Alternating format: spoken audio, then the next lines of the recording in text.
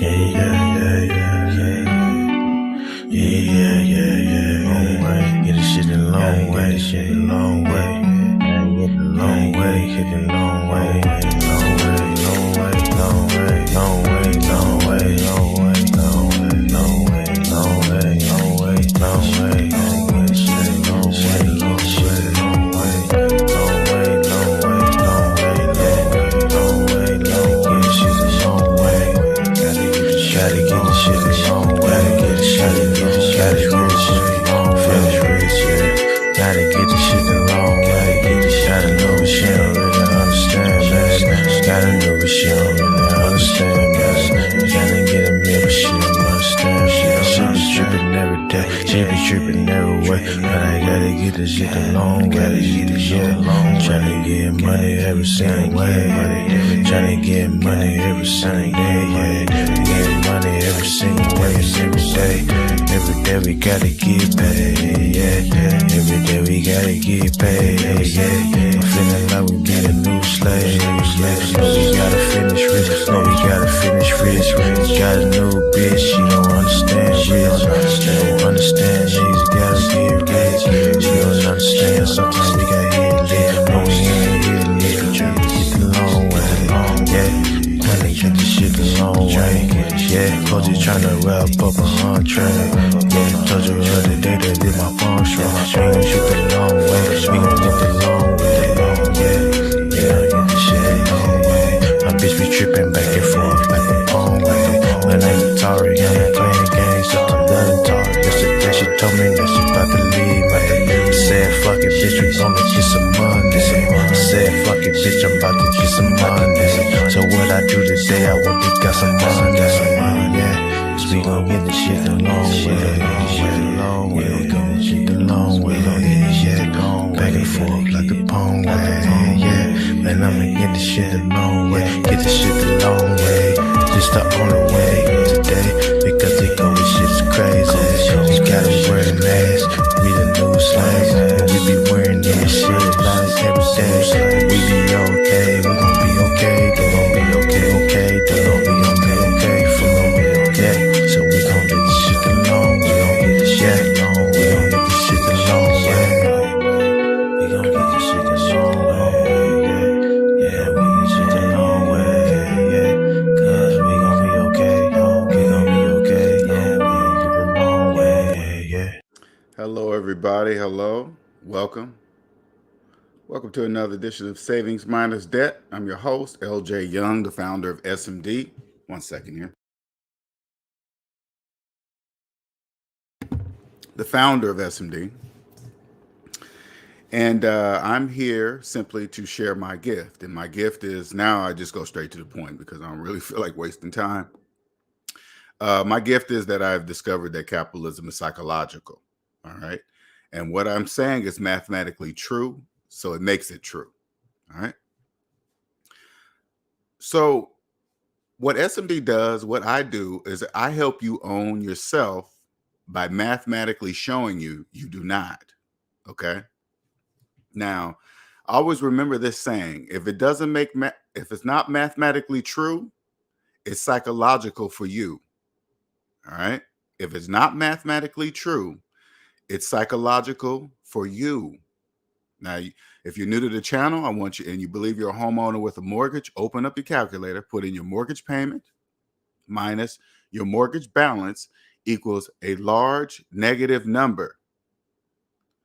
If it's not mathematically true, it's psychological for you. A large negative number says you own nothing. You are a psychological homeowner, not a mathematical. That's what I mean. Okay. Now, a lot of you, I'm sure a lot of you people come and see my shorts and come over here and say, this dude's saying things that I've never heard before. I want you guys to always remember, no matter how angry you get at what I say, okay, always do it on the calculator first before you get mad. And if what I'm saying is true, you got to ask yourself, if what he's saying is mathematically true, because it says it's true on my calculator, how come I'm angry about it? That's going to be step number one. You got to say, why am I? Because you're not really mad at me. If I say something that's mathematically true and you have anger towards me, you're not really mad at me. You're psychologically mad at me because I'm just telling you what the calculator's saying, but the calculator can't talk. It only can show you. You understand? Now, with this knowledge, I know for a fact that there's very few people on earth that know this, okay? On earth. So it's just a matter of when I will meet Warren Buffett, when I will meet Bill Gates, when I will meet Jeff Bezos. It's just a matter of when. Richard Branson, people like that. And I'm only saying their names because those are the only ones that I know of their names. There's other people that they don't want you to know their names. Of course there are. And I get that part too. And you guys are probably wondering, well, what does he mean by that? Why debt slaves always think this. I know you guys think this in your mind. Why would a person with money not want to be seen? Not want to be known that he or she has that much money?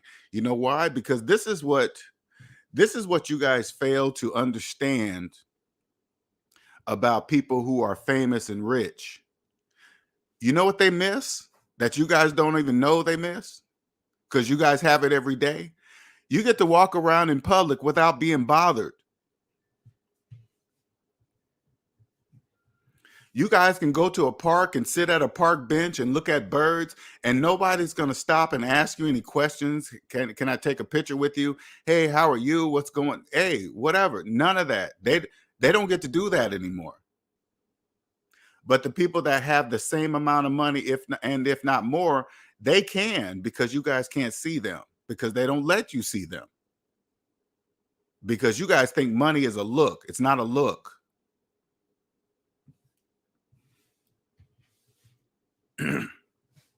So it's just a matter of when. So I'm going to say this ahead of time so you guys know, you guys can really understand that I know what I'm saying. I can already see it, okay? It's not the world just doesn't know yet. I already know. The world doesn't know yet. I already see it. So I'm telling you guys right now, when I'm on a podcast or with one of these billionaires, and you guys see me on the podcast, you know what I'm gonna do? I'm gonna stop the podcast. I'm gonna look directly in the camera, and I'm gonna say to you guys, remember when I told you this was gonna happen? Each time that happens, I'm gonna look into the camera and say, remember when I told you guys this was gonna happen? So you guys will be amazed. You're gonna be like, how in the hell did he know that? Because I could see it. Because I can see it today. How can I see it? Because it's a mathematical fact. That's how I can see it. I'm not saying that I'm some special brainiac dude or something. No, I'm not saying any of that. I just know that capitalism is psychological because that's what the laws of mathematics say. It's not me saying that. The laws of mathematics says it.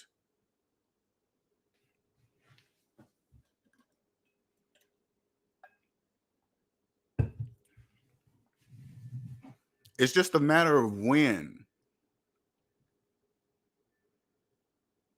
Now I'm here just, something keeps telling me to come back and get on the mic and talk to you. Now, I'm not even close to what I used to be. Excuse me. How much I used to be on the mic, because I was just finding that was wasting a little too much of my time, and I didn't like that, especially when it's for free.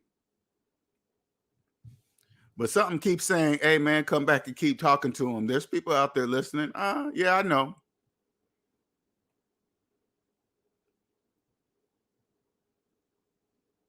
It's just a matter of when. That's all. Just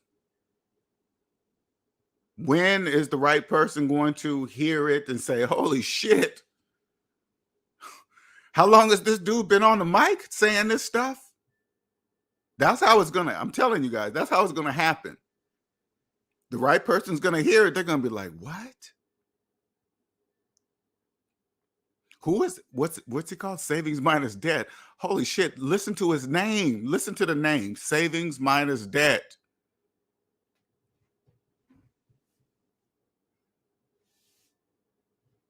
Something so simple, the answer to everything, all that. And I remember going to get that .com and it was available. SavingsMinusDebt.com was available. Isn't that shit? That's amazing to me. That is absolutely amazing.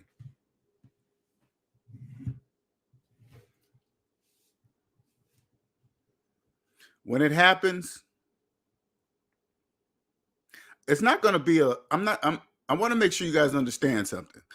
It's not going to be something like, I told you so, look, rub it in your face. No, I'm saying it so you guys understand what is possible when you put your mind to it. It's not to point fingers at and say, hey, I did it and you didn't. The reason why I'm telling you ahead of time is to prove to you, if you put your mind to it, it will happen. So I'm acting as like the first person to say something before it happens. So when it does happen, you guys will be able to see the connection because I said it before it happened.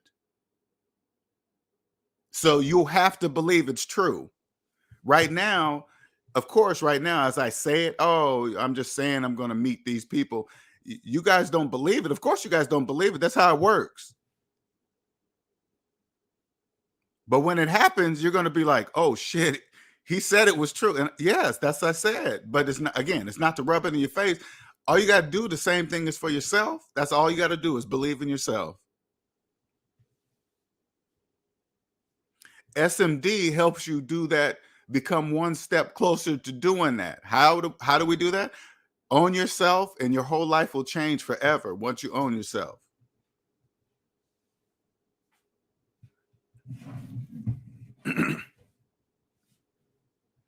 When I was a debt slave, I didn't know I was a debt slave. I didn't know that.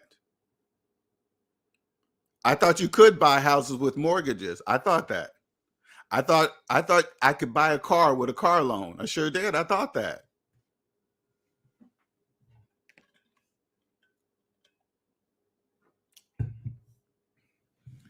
Nobody back then, when I was a debt slave, nobody came up to me and said, hey man, you know, if you sign that car loan paperwork, you're just selling some of the time in your life. That's all you're doing for 84 months for a depreciating object. You're selling the time in your life for 84 months for a depreciating object with interest. A car loan today sounds like financial suicide to me. It's like, what? I didn't see that. Here I am, a college educated engineer, computer engineer that, listen, I wasn't just a regular engineer. I was a cloud engineer, people, a cloud engineer, where numbers and IP addresses and subnet masks all matter. You can't just set in an IP address or set in a subnet mask and just pick a number and say, oh, that's close enough. No, it won't work. It can't be just close enough. It has to be exact, or it's not going to work. I knew that as an engineer, sure did. But I didn't know that in my own personal finances. That today, when I think about shit like that, that blows my mind. I'm like, what? I make 6 figures a year. How come I don't have 6 figures in my savings account if I make 6 figures a year every single year, but I don't have 6 figures in my bank account?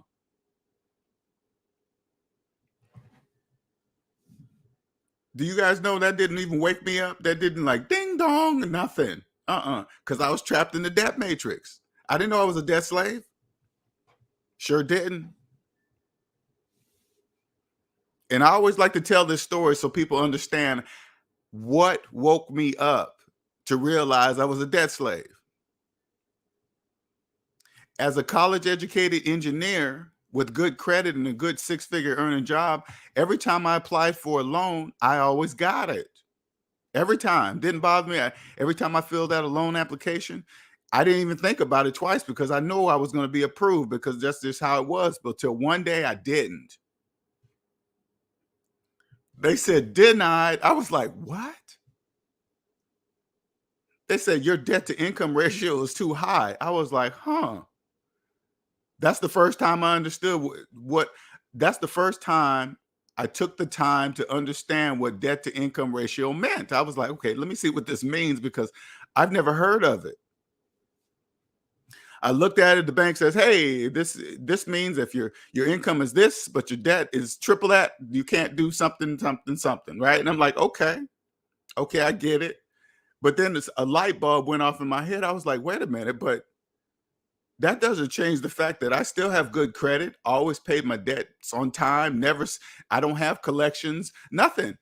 You guys said if I keep it like this, you guys will always loan me money at a good interest rate. But this time you're telling me no. I said something doesn't make sense right there. I said to myself, by following all the rules is the reason why I'm so deep in debt because I followed all these rules that you told me to follow. Huh. But this time you're telling me no. I was like, something doesn't make sense here. Then I found Dave Ramsey, and that was it. Dave Ramsey said, "Hey, take this calculator, use these baby steps, and you'll free yourself." And that's exactly what I did. Then I took the next step. Then Dave Ramsey says, "Hey, you pay off all your debt except your mortgage, start putting away 15% to retirement." I said, "Whoa, wait a minute. You can't put money into retirement while having a mortgage?" That's what the laws of mathematics say. I said, "Okay, this is where I get off of Dave Ramsey's train. This is because that's business from here on out. It's like I don't need to know any more information from him." Then I just keep going and kept going, and voila, I've discovered that capitalism is psychological. Everything is. I now understand that debt slaves are the currency. It's you. You guys are the currency. You. Of course, it's you. There's no economy without people. I don't care how many robots they build. It doesn't matter. There is no economy without people, and debt slaves must be the majority that don't know. That's it. I get it, totally get it, respect it, always will.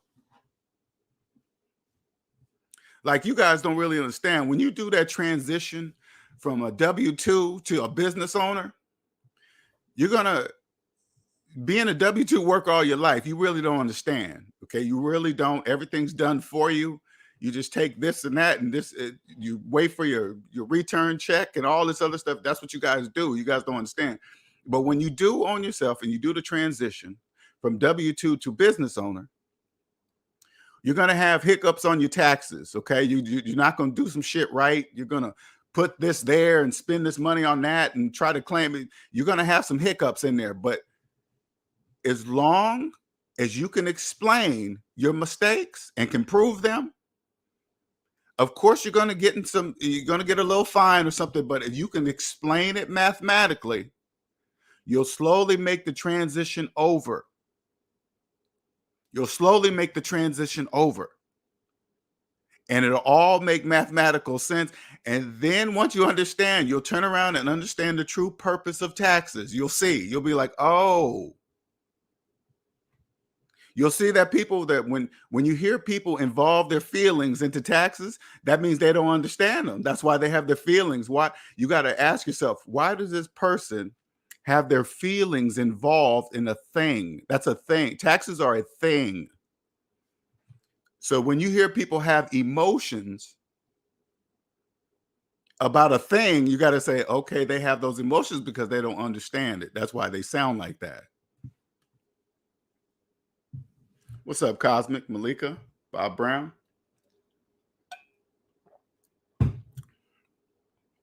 Cosmic says, LJ, you know what? I just looked at my lifetime earnings yesterday to see over all years the money I made through the years. How much did I keep? SS gives everyone.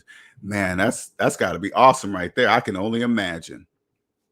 I can only imagine for you, Cosmic, especially being raised that way, you know?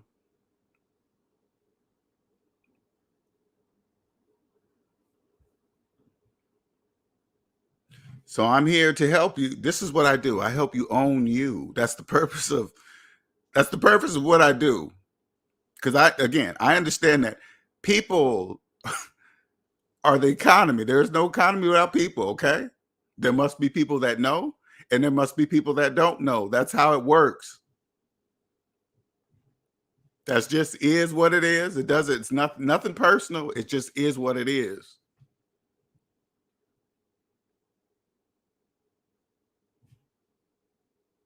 Everything is designed that way. It's just listen, I want to make sure you guys understand this, okay? I didn't design it. I discovered it. Okay, there's a big difference. So when you hear people calling what I do is a theory or his point of view, when you hear people say stuff like that, you got to stop and say, no, it's not. He's just talking about the calculator. That's a fact. If what he's saying is true on the calculator, that means it's a fact. It's not a theory. It's not an opinion. It's not of my way of thinking. It has nothing to do with my age or anything like that. They are mathematical facts. So that means it's true.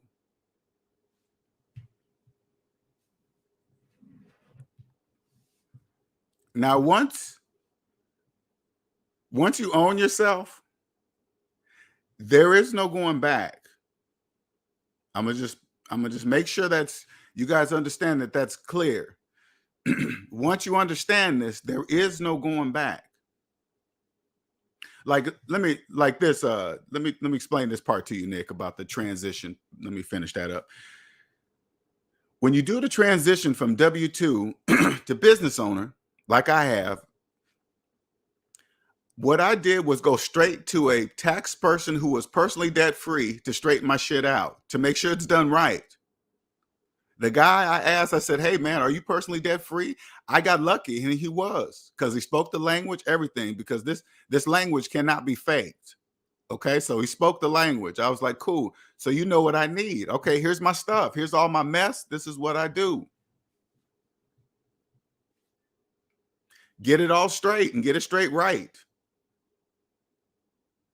So I finally, this year, I get some money back. But you know what it mainly tells me? That my shit is straight with the IRS. That's what that says. If I'm getting money back after all my stuff is done right and configured, and here's my money there and blah, blah, blah, and it's all done right, and they said, okay, your numbers match our numbers. Here's some money back. Cool, we are straight. And it will remain, and it will remain that way from this point on, always.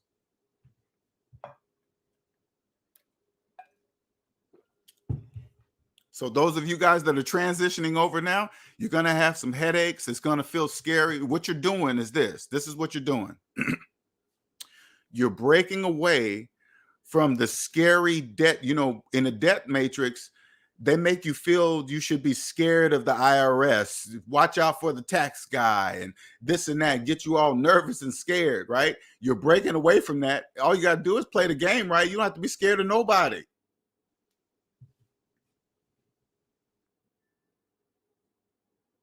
You have to be scared of nobody if you're doing it right. You don't have to be scared of nobody. Once you break out of that old habit and understand, taxes help build wealth. They don't take away wealth. They help you build it. And once you understand they help you build it, of course you're not going to cheat, because if you're cheating, you're only cheating yourself.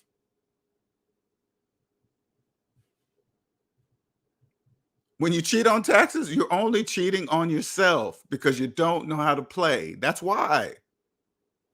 Once you understand it, you don't have to cheat. Cheating is like, it's the weirdest thing. It's like, if you cheat, it's like an insult because you don't have to cheat. You see what I'm saying? You don't even, it's like, damn, you're cheating and you don't even have to?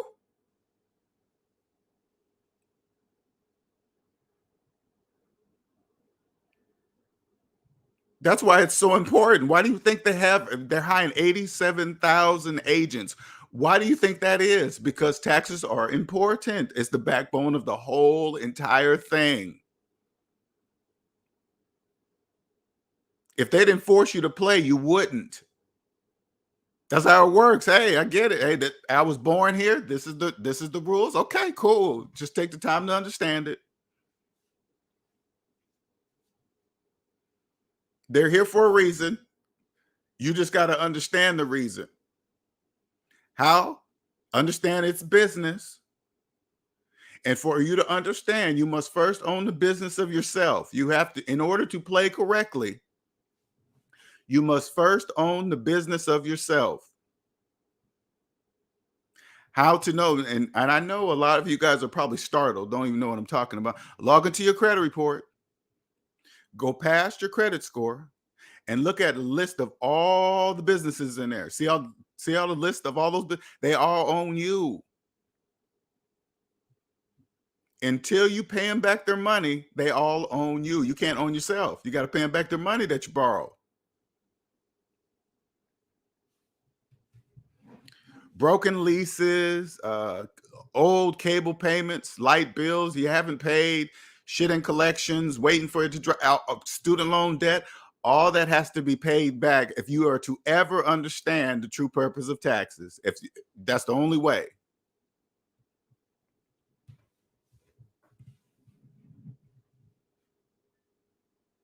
You see that? I guarantee you this. Listen, I guarantee you this. This is this is part of, like, when they've hired 87,000 new tax people, that doesn't surprise me. You know why it doesn't surprise me? Because a lot of you guys have gone from W-2 to 1099 in an instant. And while you were W-2, you always hated taxes then. You guys just like, oh, I hate taxes. I could make so much, I could be taking home so much more money if I didn't have to pay taxes. Now imagine you doing that transition from W-2 to 1099. You're not paying your taxes. You're not. What she says here on the screen has avoiding paying taxes for 6 years now. You know how many people are doing that? Driving Uber and delivering food, all this 1099 work. Probably 99% of you guys are doing the same thing.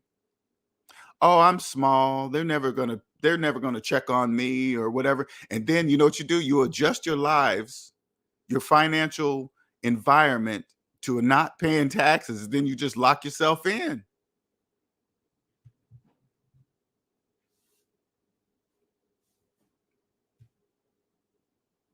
You guys just lock yourself in. You don't even know that you're doing it. I mean, you do, but you don't. Because you better believe Uber, Lyft, they're reporting everything to the IRS. That's why they're so big. That shit's on you. That's on you. Hey, we paid you this. It's up to you to tell the IRS what you did. That's on you.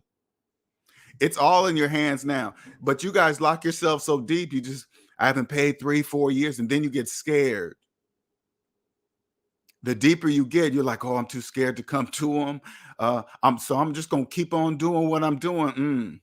Better not do that. You better not do that. And if this is you and you're listening to this is what I suggest you do. All right. Don't ask why. Just do it. Okay. Go find a tax attorney, tax person who is personally debt-free. Don't be scared to ask. Who cares how they feel about the question? But that is a very, very important question. If they don't know what you're talking about, you leave until you find the person who is personally debt-free. Once you find them, they're going to be shocked that you asked that question, because I guarantee you, nobody will have ever asked them that question. You say, hey, this guy from SMD on SavingsMinusDebt on YouTube, he said, find you. And he said, if I bring you my mess, he said, you would straighten it out the correct way with the IRS. Now, a person like this is probably going to be a little bit more expensive, but I promise you, they're going to be worth every penny. You go to your tax attorney person, you say, hey, listen, this is what I did. I did not, don't lie about anything. You say, I didn't pay my taxes. I spent all the money and this and that. And here's all my job receipts, everything. You tell everything. You go to them. Don't let them waste resources looking for you because you're going to pay for it.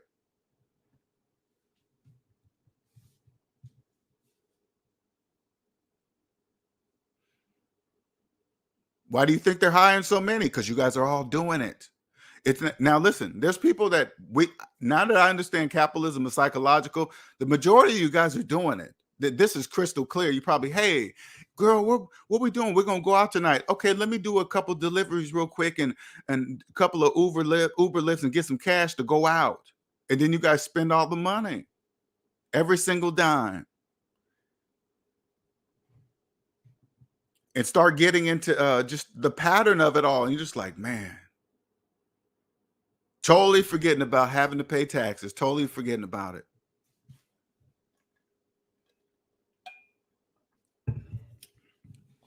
Now, if you got IRS debt, which you cannot bankrupt, because what's the purpose of the penalty if you know, it doesn't make any sense.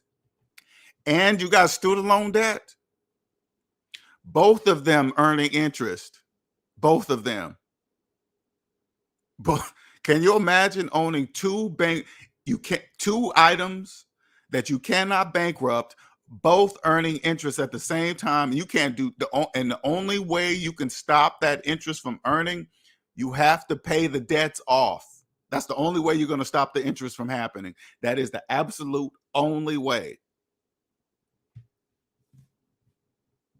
Can you imagine? There's people doing that. There's people doing that right now and have no idea what that really means. They have no clue what that means. Tick tock, tick tock, tick tock, tick tock. Nobody ever stops to say, hey, wait a minute. I can own, I can have $100,000 in, now these two items are, you cannot bankrupt tax debt and student loan debt, right? But you can keep 100 grand in student loan debt your entire life. But if you get caught, if you got 100 grand in back taxes, you can go to prison immediately. You're like, debt slaves don't say, that's weird. Is it money just money? No, it's not. Can't you clearly see that has nothing to do with the money? That's clear.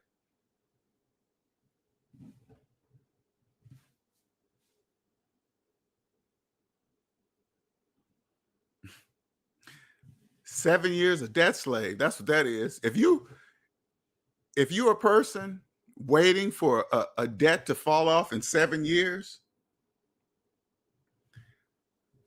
you have no idea what you're admitting to yourself. You have no idea. I'm cool with being a debt slave for the next 7 years of my life over a late cable bill.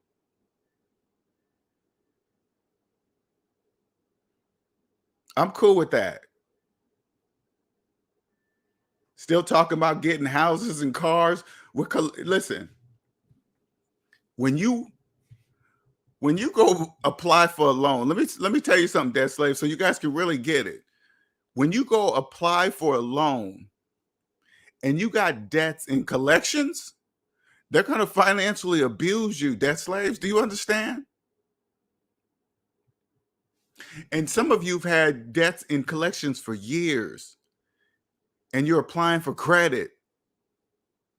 Do you know what that says to the person that's going to loan you some money? They're going to know exactly who you are and they're going to treat you accordingly. High interest rates.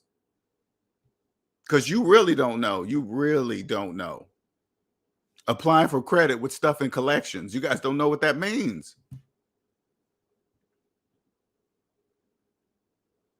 For a repo to fall off the credit report. That is, oh man. That's just, it's bad. The way that, you know what? They're not doing anything to you. You're doing it to yourselves. Okay, debt slaves? I did it to myself. I don't blame anybody. I don't blame anybody but myself for being a debt slave. It was my fault. I'm college educated. I didn't know not to keep my student loan debt for 10 years, even though I went to school for 4. I didn't know that. So you see what I'm saying? It just sounds so dumb. Who who who is there to blame for me keeping my student loans longer than actually going to school? It makes no sense at all. None, zero. That was my fault. That was all my fault. Hmm. Not even thinking that, like, when you hear it says, when you hear they say, no, you cannot bankrupt student loan debt, that should have been a light that went off in my head. I'm like, wait a minute. I can never, the only way to get rid of this debt is to pay it off. That's the only answer. There is no other answer. That's why they sell it to you, debt slave. Something, hey, if you do this, you can pay off your student loan debt faster, because you guys don't know you cannot invest while having student loan debt. That's why they sell it to you. That's why they sell you so many different ways to do it, because you can't do it. That's how they can sell it to you. If you buy it, you don't know that, obviously, if you buy it. Anybody that says, hey, here's the fast way to get out of debt, they're selling you something, because the speed of it has nothing to do with anything. You control the speed. Yeah, if you work more overtime to pay off debt faster, you could do it that way, but get out of debt fast, and they're going to tell you in 90 days. How they know that? They don't even know how much debt you have, but they said they can get you out of debt in 90 days. How? You haven't even talked to them yet. Then how do they know that? Because that's why they're selling it to you, because you can't. And I'm not against people. If it's, listen, if it's legal what they're doing, I don't care what they do. Like, when you come here, you don't get gossip. When you come here, you get mathematical facts and proof. You're not going to just leave and say, hey, he's full of shit. No, his math is right. If you don't believe my math, it's you who's full of shit. It's you, not me.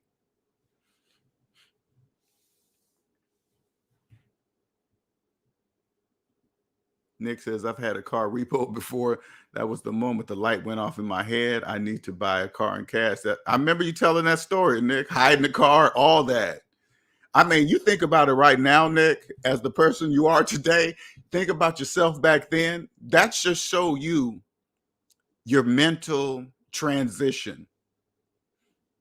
Because when you think about it, you're embarrassed for yourself back then. You're like, damn, I didn't even know that. I'm hiding their property. That don't even make any sense. It's their car with the car loan, but you're hiding it because you don't want to pay them. This just doesn't make any sense, right? Right, a debt slave. Then when I told them to pay it off, they said, I haven't driven that car in 6 years. They aren't getting a dime from me. Wow. Yes, they are. And you know what's so crazy? The debt slaves, they really believe it's the car, but they don't understand that they're owned now. It's you. It's not the car. They don't really care. But the car is what is the attachment to you, since they can't directly own you, because slavery is illegal, but through things is not. What's up, Mike 86? Thank you, bro, for your sound advice. Since listening to you, I've worked X amount of hours and paid off many of my old debts, such as old car insurance. I even paid off my credit card this past. Congratulations, Mike 86. Congratulations, man. You can always tell the dudes that got the bug. They're like, oh shit. Probably listen to what I'm saying and then go and log into a credit report. Damn, he's right. Look at all those businesses that own me. Holy shit. Man, if I put a negative in front of that number, that is my net worth.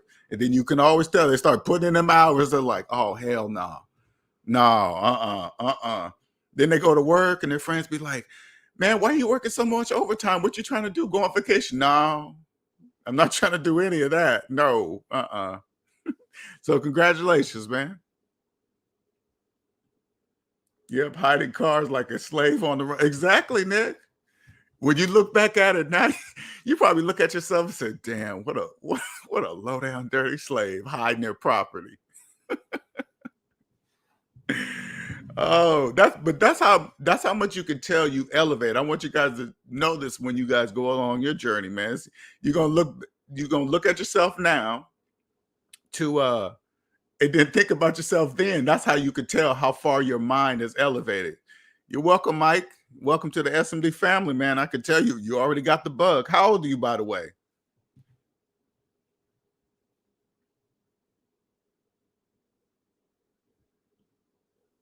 Because I got a young man too. He's in his 20s. I think he's in his mid-20s now. But the younger the better, because you guys got time. Oh yeah, 35, man. You got time. Congratulations. Even put it this way, Mike 86. Congratulations on even being able to hear the words that are coming out of my mouth. Okay.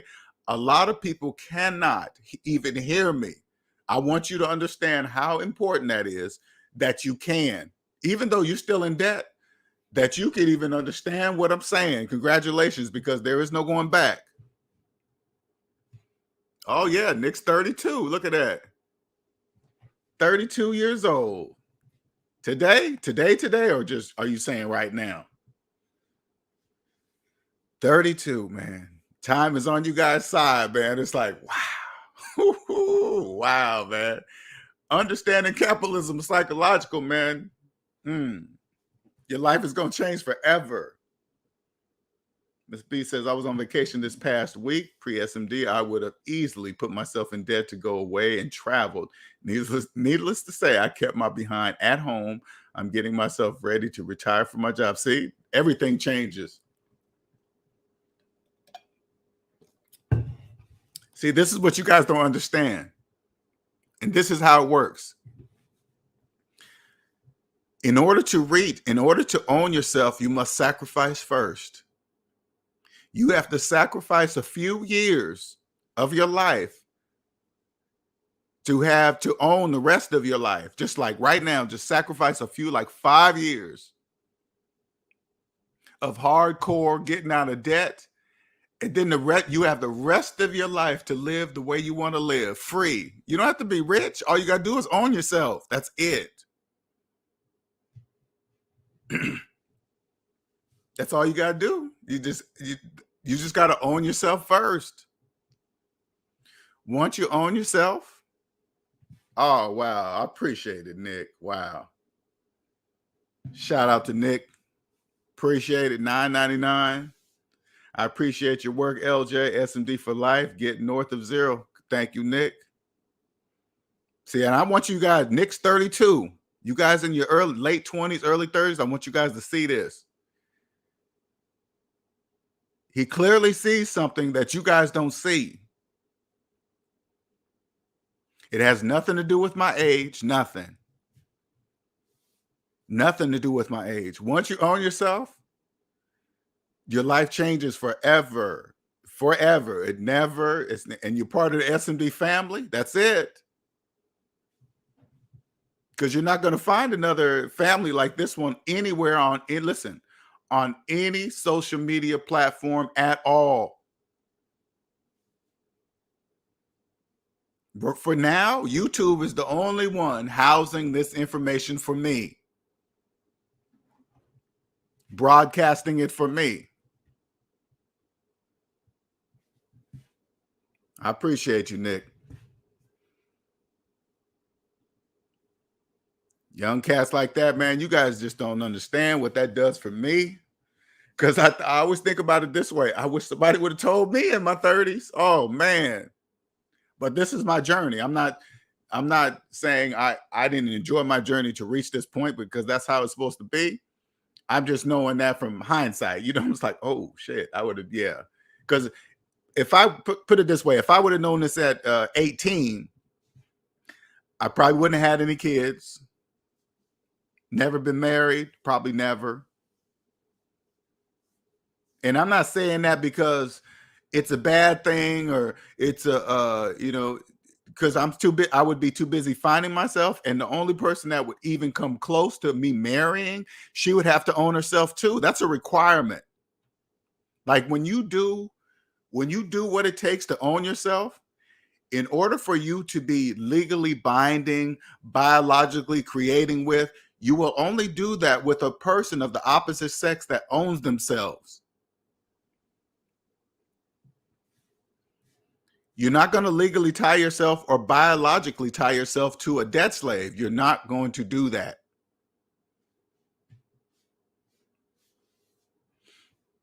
And that's what I mean by, after you own yourself, sex no longer controls you. You control it.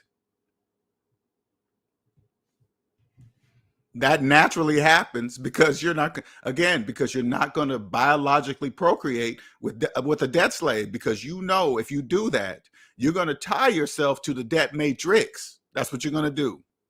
Now, and I can't think of anything more horrible than tying myself to the debt matrix because of myself, because of me, knowing that I'm out. So like this, I'm out of the debt matrix, and I know I'm out.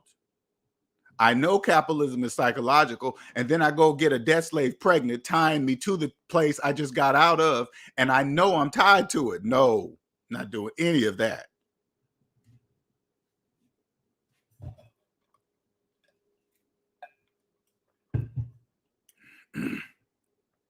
A coworker of mine is retiring next week, 25 years. We have the same retirement pension numbers, and I will be debt free, leaving with 20 years.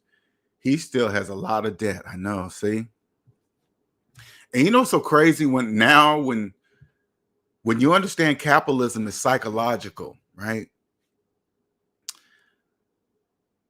You see a person retiring from a place that they've been for 25 years, 30 years, and they've been in deep debt the whole entire time, had a mortgage their entire career at this particular job, all debts, car payments.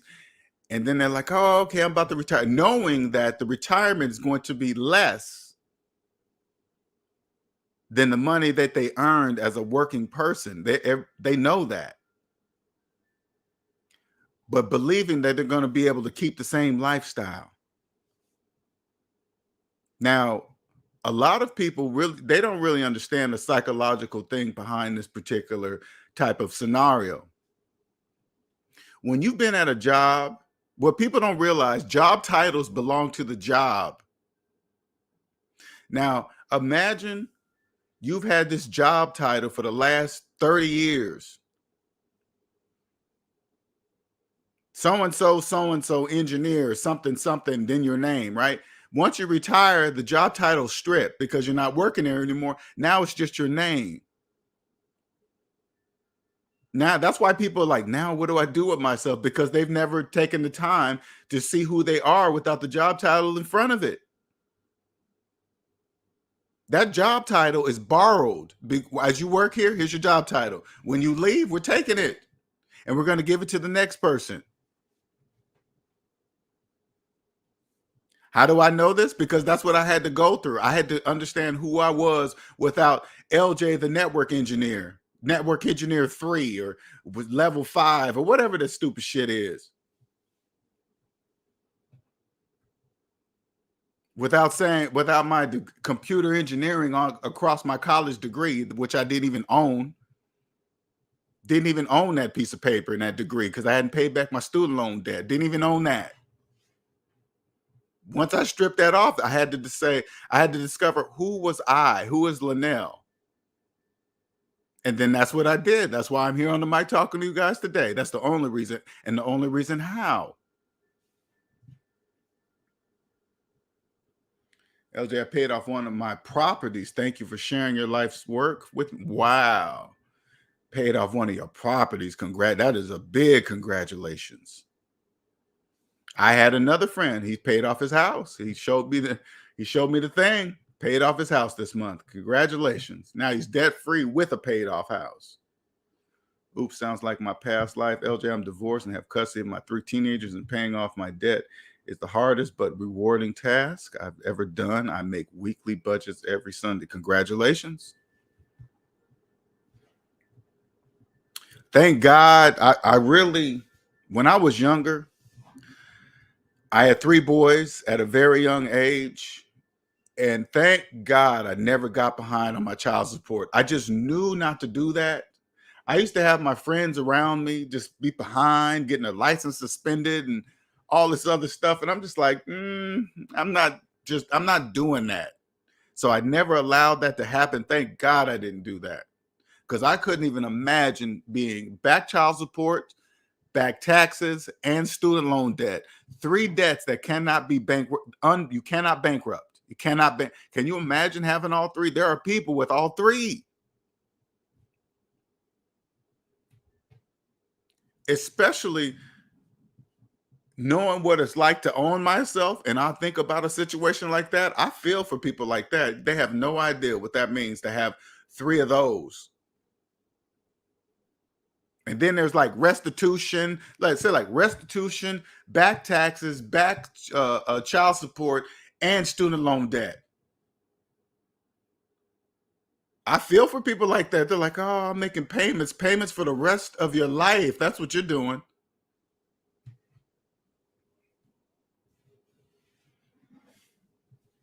Hey, there's not going to be enough Social Security money there's no money now. What are you talking about? When you hear people talk about, hey, is there going to be enough money in retirement? What about today? Do you have enough money in your account today? Then what are you worried about then for? That doesn't make any sense. You know, when you hear people, they talk like that out loud too. That's like, what's in your bank account today though? What about today?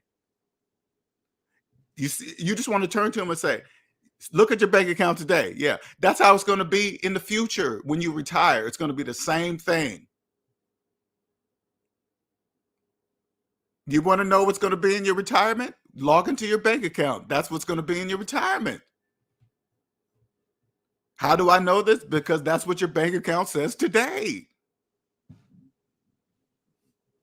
If you don't change what you see today, of course it's going to look like that in the future. This is not rocket science.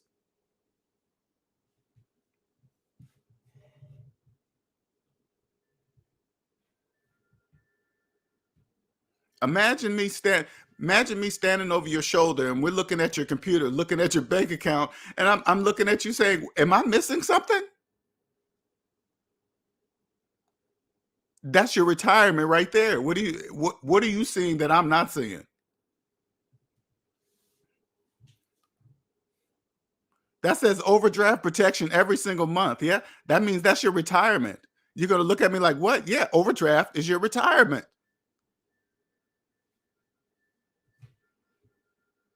You're going to look at me like, that doesn't make sense. I know, none of it does. None of it makes sense. None of it. We're going to both agree. Yes, I keep saying if I don't have myself together after 20 years, shame on me. Not winning the race was a hidden blessing. The universe has spoken, and I am listening for sure. Cosmo says your job is as an investor into something that will pay you whether you work or not. I have a fancy job title, but I really don't care. I built a company outside of my day job. Exactly. Your attitude, like, I don't want people to understand that debt-free people don't have jobs. I'm just saying the ones that do are choosing to have that job. I guarantee you the employers of those people know they are different. Know it. I guarantee you people like that, they don't talk to the same way they do debt slaves that work for them, okay? Because it's different. It's different. Level 5 computer engineer. Some people think that job title is who they are. Exactly. Hey, Amina, I did. Sure did. I thought it was something. Yeah, I'm a level 5. I'm not a level 1. God.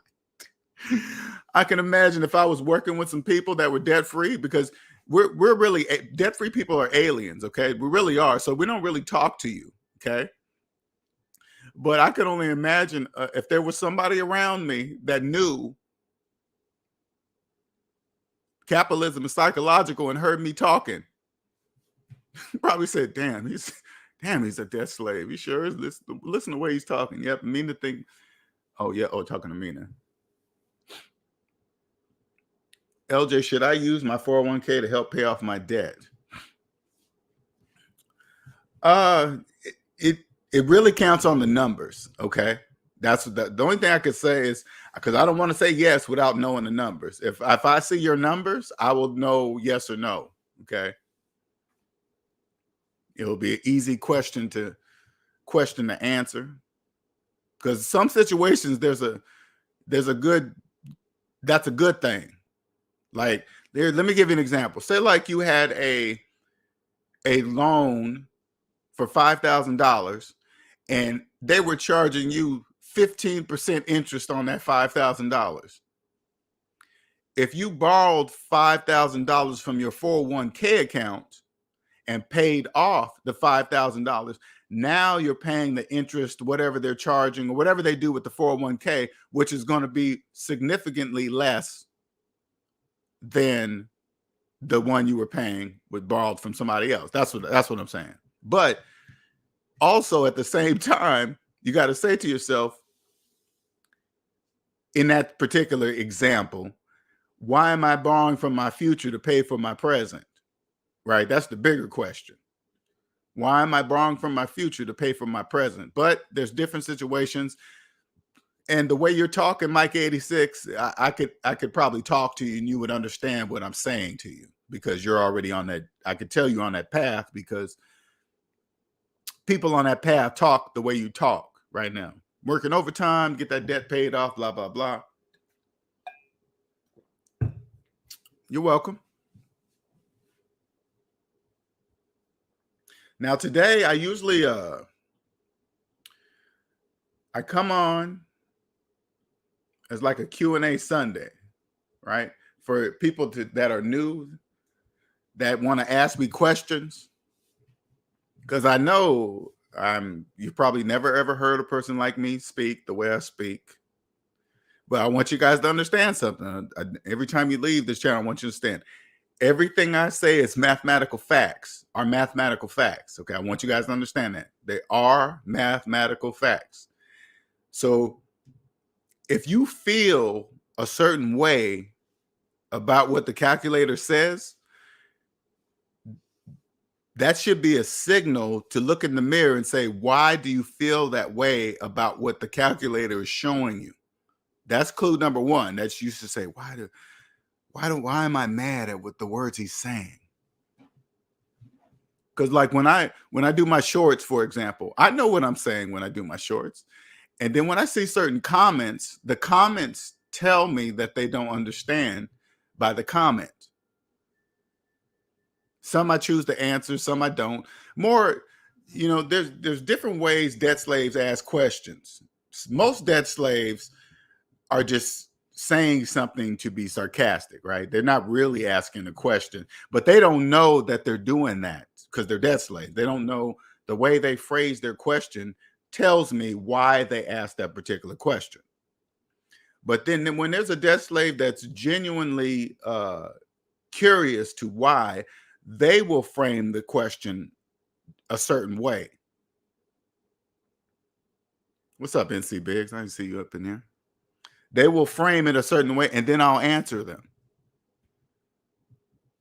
But a lot of debt slaves, they just don't really get it, so they got to say something, and just to say it, whatever. And if it's not too bad, I'll leave it. It's not really a big deal. I don't really care, because I know they're not mad at me; they're mad at math.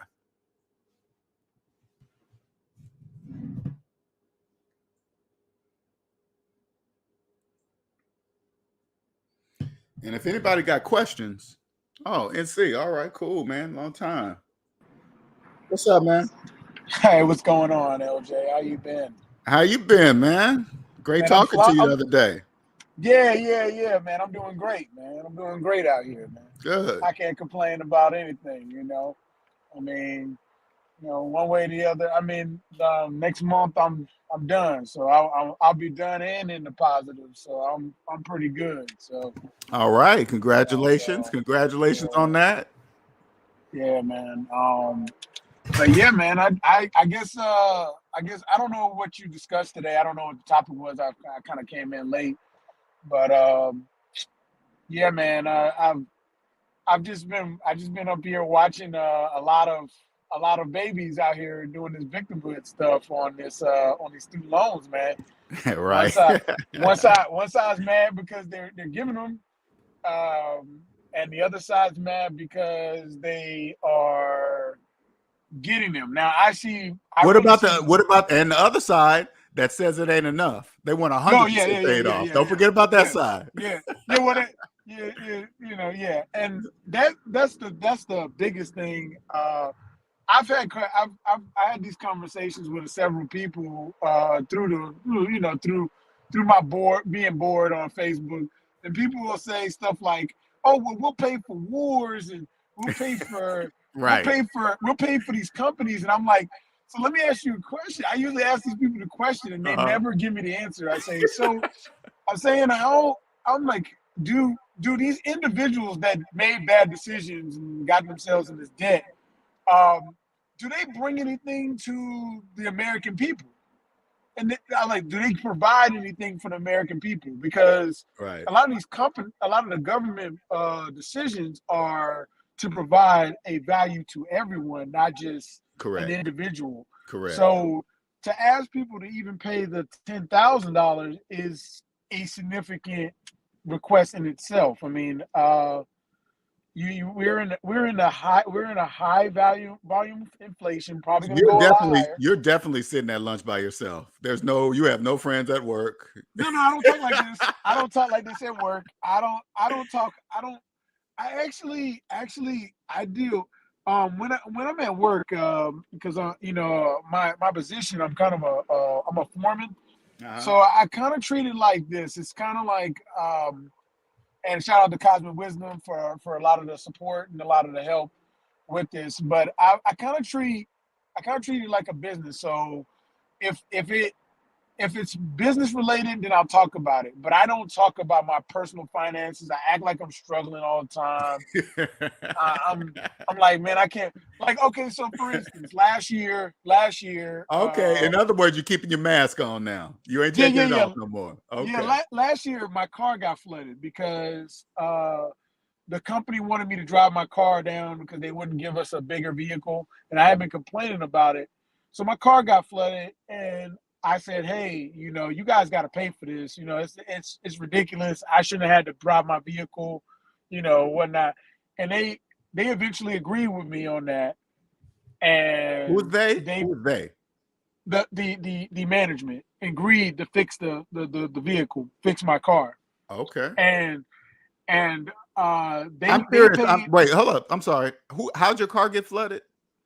I drove it down to the beach and it was raining really hard and I couldn't get out of the area. So my car got stuck and And you was flooded. doing it for work, you saying? Yeah, yeah, yeah, yeah, Oh, yeah. But that's why you said they should pay for it. right, right. That's what I said they Okay. should pay All for right. because No, I they was just trying asked to me. catch up. All right, You go right, ahead. right, I'm with right. you You now. good. Yeah, so they asked me to pay for they asked me to do this. And so I said, okay. I said, but you guys gotta pay for it now that it's gotten damaged. I wouldn't have even been in that situation had y'all given me a proper vehicle Okay. uh to drive. So they agree with me. It was a little bit frustrating, but then I was like, I can't personally afford to fix my car. You know what I'm saying? I'm struggling to get back and forth to work.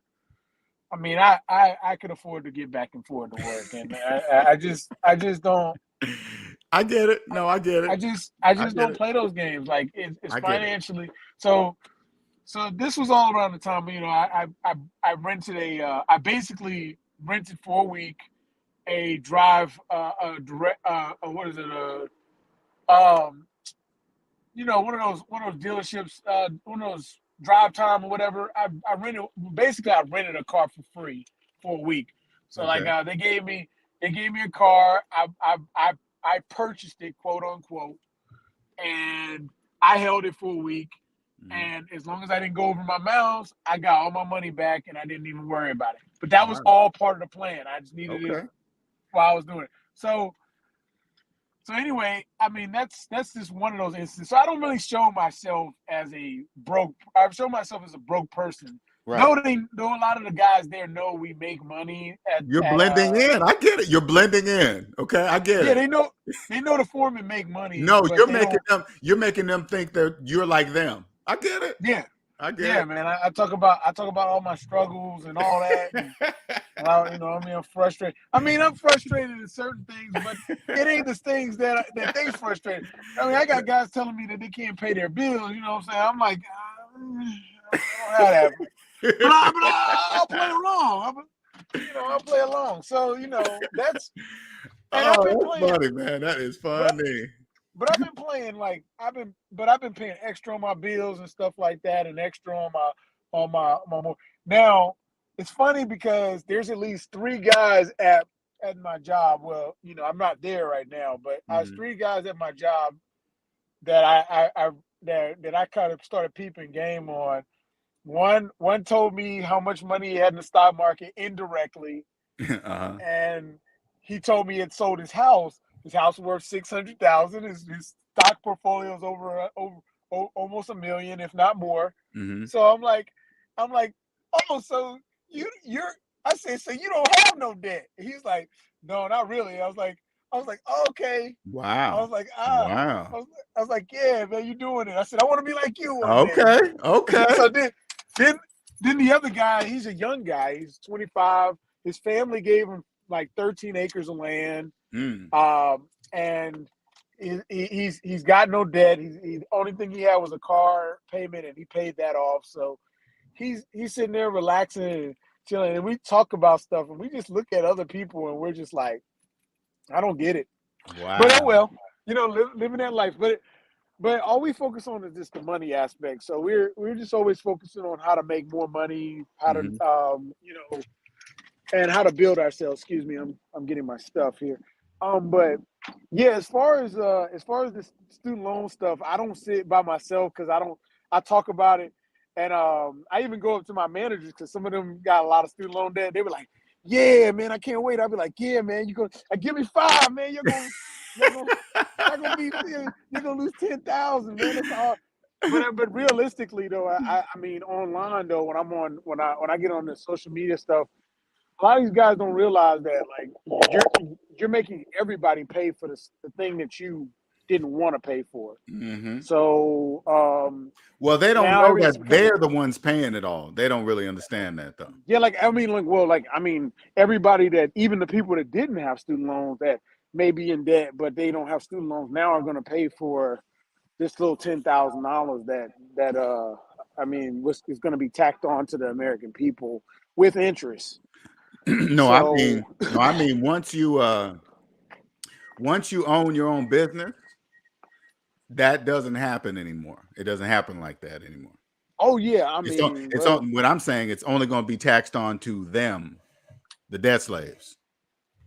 Well, once you own your own business, you'll really understand that. But they get so bent out of shape. It's just, especially when I break it down to the fact that I'm like, I kind of agreed with. I know me and you talked about this guy, but Antoine, I forget his last name, but anyway, anyway, he talked about why should people pay? Why should everybody else pay for somebody's bad decision, and what's going to keep them from going back into the same decision? And I was like, there's nothing that's going to stop them from going back to their decision. What people really want out here is they want to spend their money on nonsense. Correct. Instead of paying the things that they agreed to, even if it was a bad deal, they paid. They said, "Hey, I'm gonna sign on the dotted line. Give me that money." Correct. So, that's how it's supposed. But that's how it's supposed to be. That's how it has to be. Yeah. Well, that's how it works. I see it as an uptick. My prediction on this whole this next coming wave, we're gonna probably have a lot more. We're gonna have a lot of people lose a lot of jobs. that first thing first, since we have a surplus, they're gonna stop that surplus of jobs. Companies are just gonna put more pressure on the employees they have, and then after that, then they're gonna start firing people if they're not making profit enough. And then after that, people are gonna lose their homes, and all that stuff's gonna happen. We're already in a recession, though America says now they've changed the definition of what a recession is. We're in one right now, but that's just my. Put it this way: once you really accept that debt slaves are the currency, right? I understand that none of this works without them.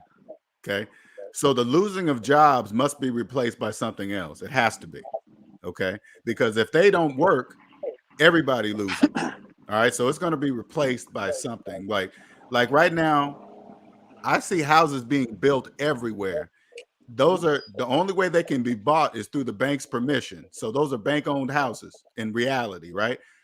The bank is not going to be spending money like that for nothing. That's why they're rich, because they know what to do.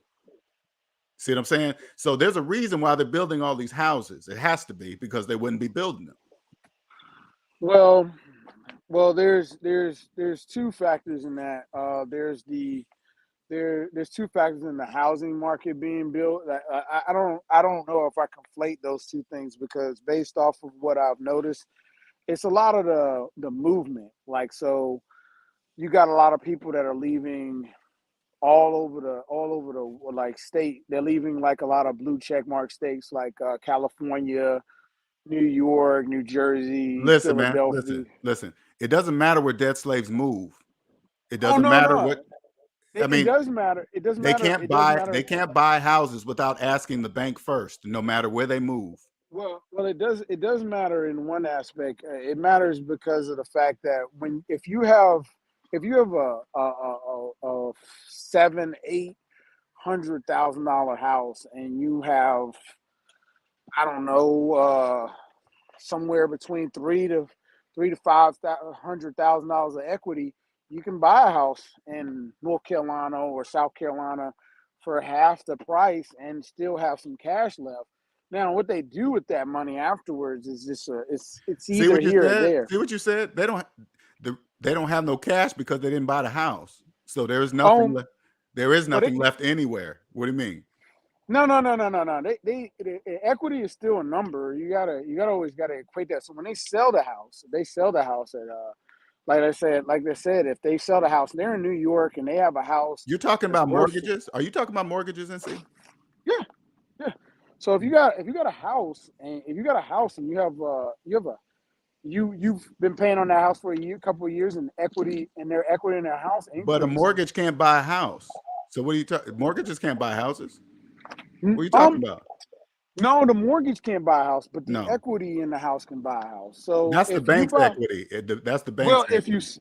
you only until the day they sell it. So if they sell it, and this is what I'm talking about. Like, so if you go to New York, like if you live in New York right now, and your house is worth $800,000, and you sell it, and then you get $300,000 from that equity. You come down to North Carolina and you sell that. You buy a house here that's worth $300,000. Then that was positive equity that you had in your home. So that's what has been going on for the last, I don't know, 2 years now, because of COVID and people wanting to leave their current locations.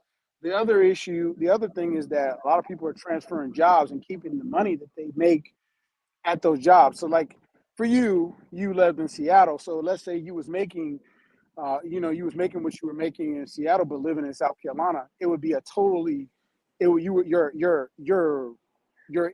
gross income would be so much more than what it is in Seattle. Though it would be, what I'm saying, you'd be making you're making less now. I mean, well, not making less. You're making more, but you're paying less out because cost of living is lower in South Carolina. So those are the two outcomes that are happening right now. That's why people are leaving, and all they're doing is inflating the area so that it turns into the same situation. So eventually, your math will be undoubtedly right, but I'm just saying, like, for the moment, they're able to do these type of things. Well, And that's why they're making what that you're money. talking about is a program. Okay, that's none of that it means anything, right?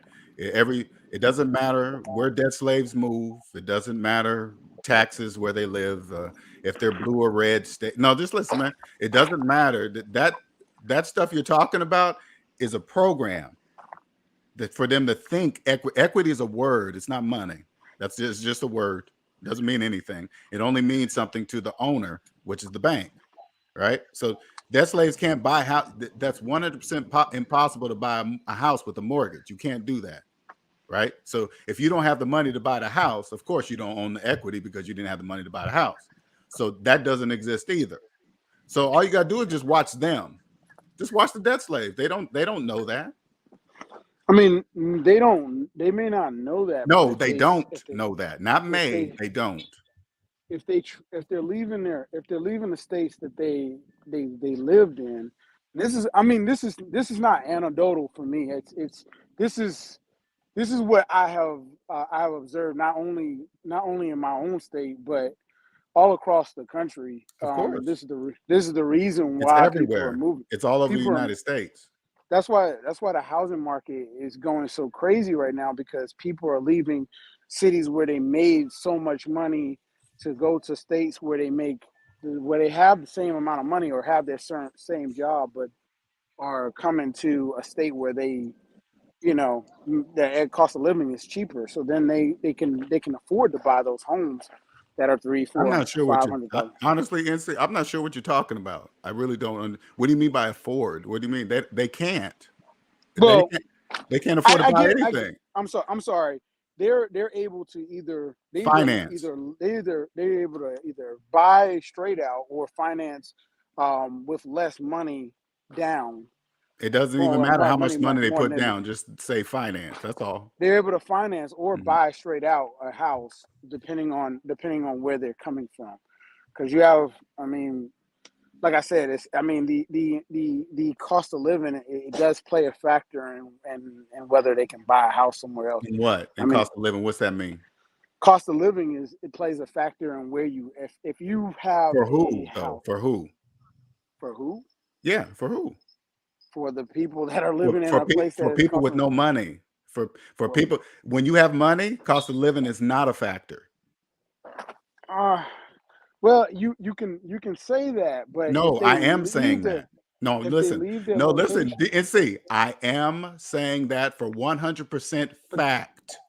it's not exactly accurate if they leave their area, that their cost of living does play a factor. I mean, if they leave a place, NC, you're starting to concern me, sir.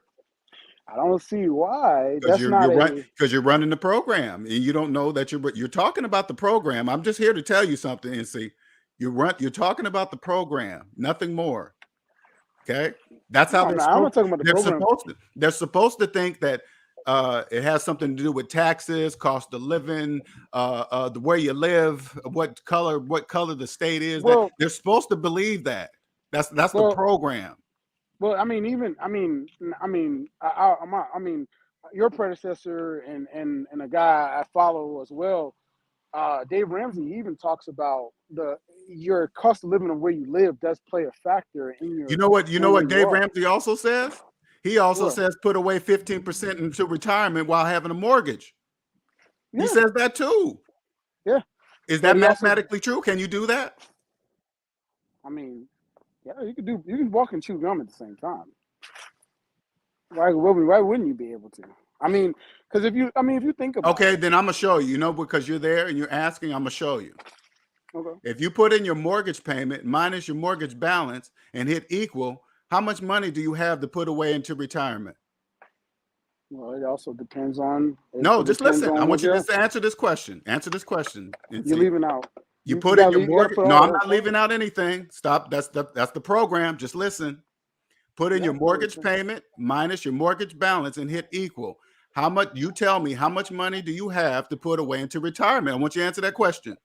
You have to always equate. You have to always. Please answer the question, NC Biggs.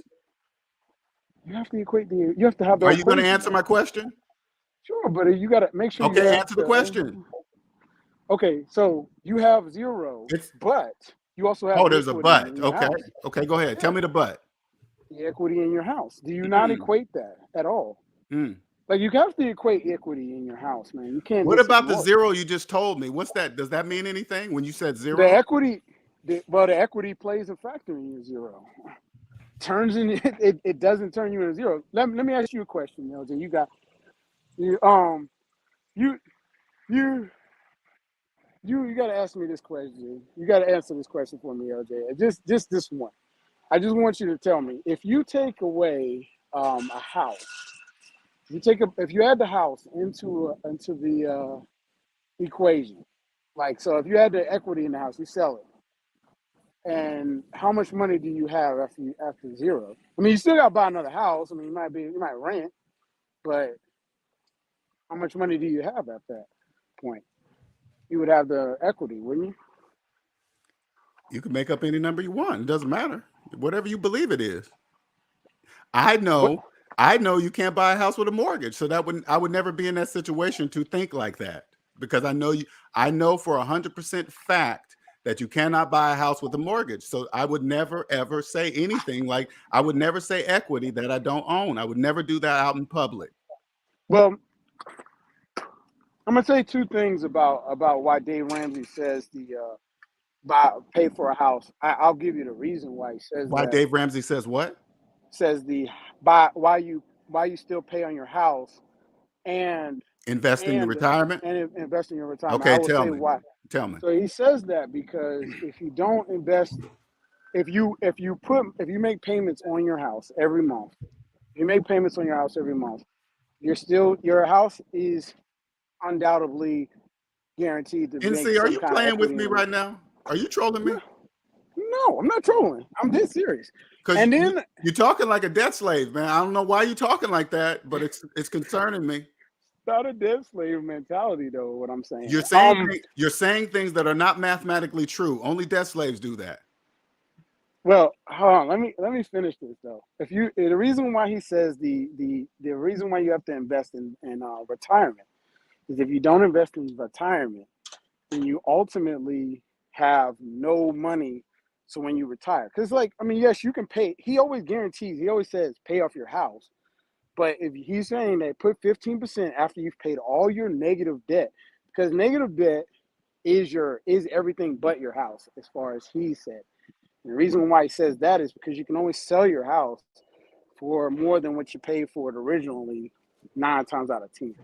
Now, again, granted, even if you sell it on a downward part, you're still going to sell your house for more than what you probably paid for it. You wait just if you had it for more than 10 years. I mean, that's normal. I mean, I don't know a house. I don't know a house that's worth what it was worth 10 years ago. I mean, I don't. Who you Unless it been was talking like to? And see, who you been talking to? Who you been hanging around? I hang around a lot of people, man. Yeah, I'm but telling are you. you hanging around people that are telling you this? Are you hanging around those type of people? Yeah. It Well, sounds this is like not it. just. It sounds Yeah, like of you course, are. It's because you're of talking course. like them. But they're all millionaires though. Aren't they? Who I know, of course, they're gonna tell you that. Of course. No, they don't tell me. This is How do you know? How do you know they're how do I know? millionaires? How do I know they're Yeah, millionaires? how do you I've seen their know? portfolios. Oh, have you seen their personal credit reports? You need to see their personal credit or see their I'm just portfolios. asking. So that means no, right? I don't ask for people's personal I credit know you report. don't. I don't know. You're concerning me. That's why. You know better than that. You know that's the answer to everything. Why are you acting like you don't know? Well, Answer. until you see that, everything you see is an illusion. Until you see that personal credit report, you already know that. So that's what is confusing me. So the You're believing a financial portfolio filled with bank-owned properties. well, oh no, it's not just bank owned. A lot of these people own their homes. They just rent them out.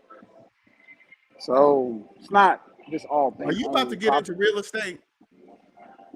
I got some time before that happens. I haven't built up enough. I haven't built up enough money to You do better that. stop I don't hanging around feel those comfortable. people, NC. You better stop hanging around those people. They're fooling you.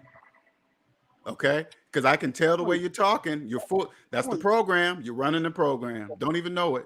It's concerning me. I built so my strategy, and I mean I don't like to talk about it too much, but my strategy is to first make sure I have enough savings first, so that I can make decisions that are best suited for me and my family. So you're So, gonna save up the money to throw it away.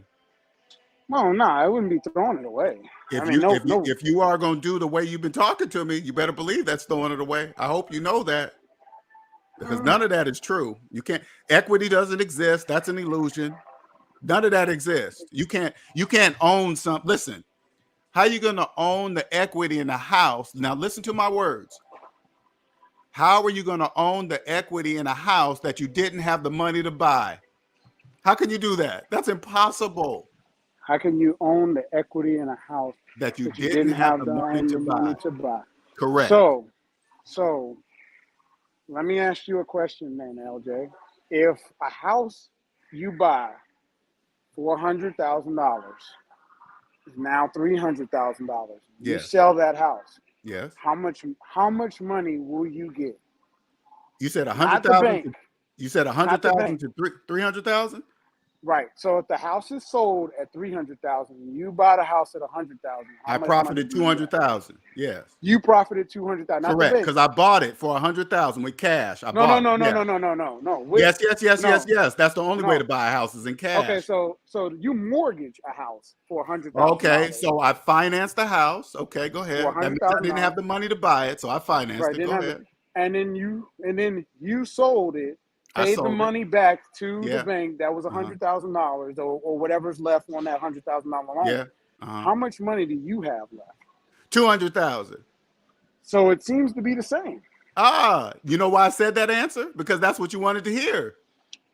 That's But, why I I mean, said what- it. It's not true, though. It's not true. I'm just saying that because I'm just telling you the part of the program. So you said, that's what I wanted to hear. It's the same. And you answered it, too. You said, it's the same. And it's not. It's How not is it even not- close the same. And you said it out loud in public, and that's concerning me. You said something out loud in public that's not mathematically true. You said it. How is that not the same? Oh my God. Only difference. Stop hanging around those people, NC Big. Stop hanging around them because they sucking you in. No, it's not sucking me in. Man. Oh man. It's not sucking me in. I broke that math down for you to see what. And you're laughing about it too. And you're laughing about it. Oh my God! Stop hanging around those people, NC. Oh man. I just curious what you was gonna say, man. But I'm curious. I mean, I don't know if you. I mean, you look at it like that, but it is what it is, man. If you don't believe that, that's what you would get, then it is what it is. I can't make you believe that. I guess so. Yeah, I guess so. But anyway, man, it's been great talking to you, man. I'm glad I got a chance to speak to you. And all right, sir. You have a good one. All right, sir.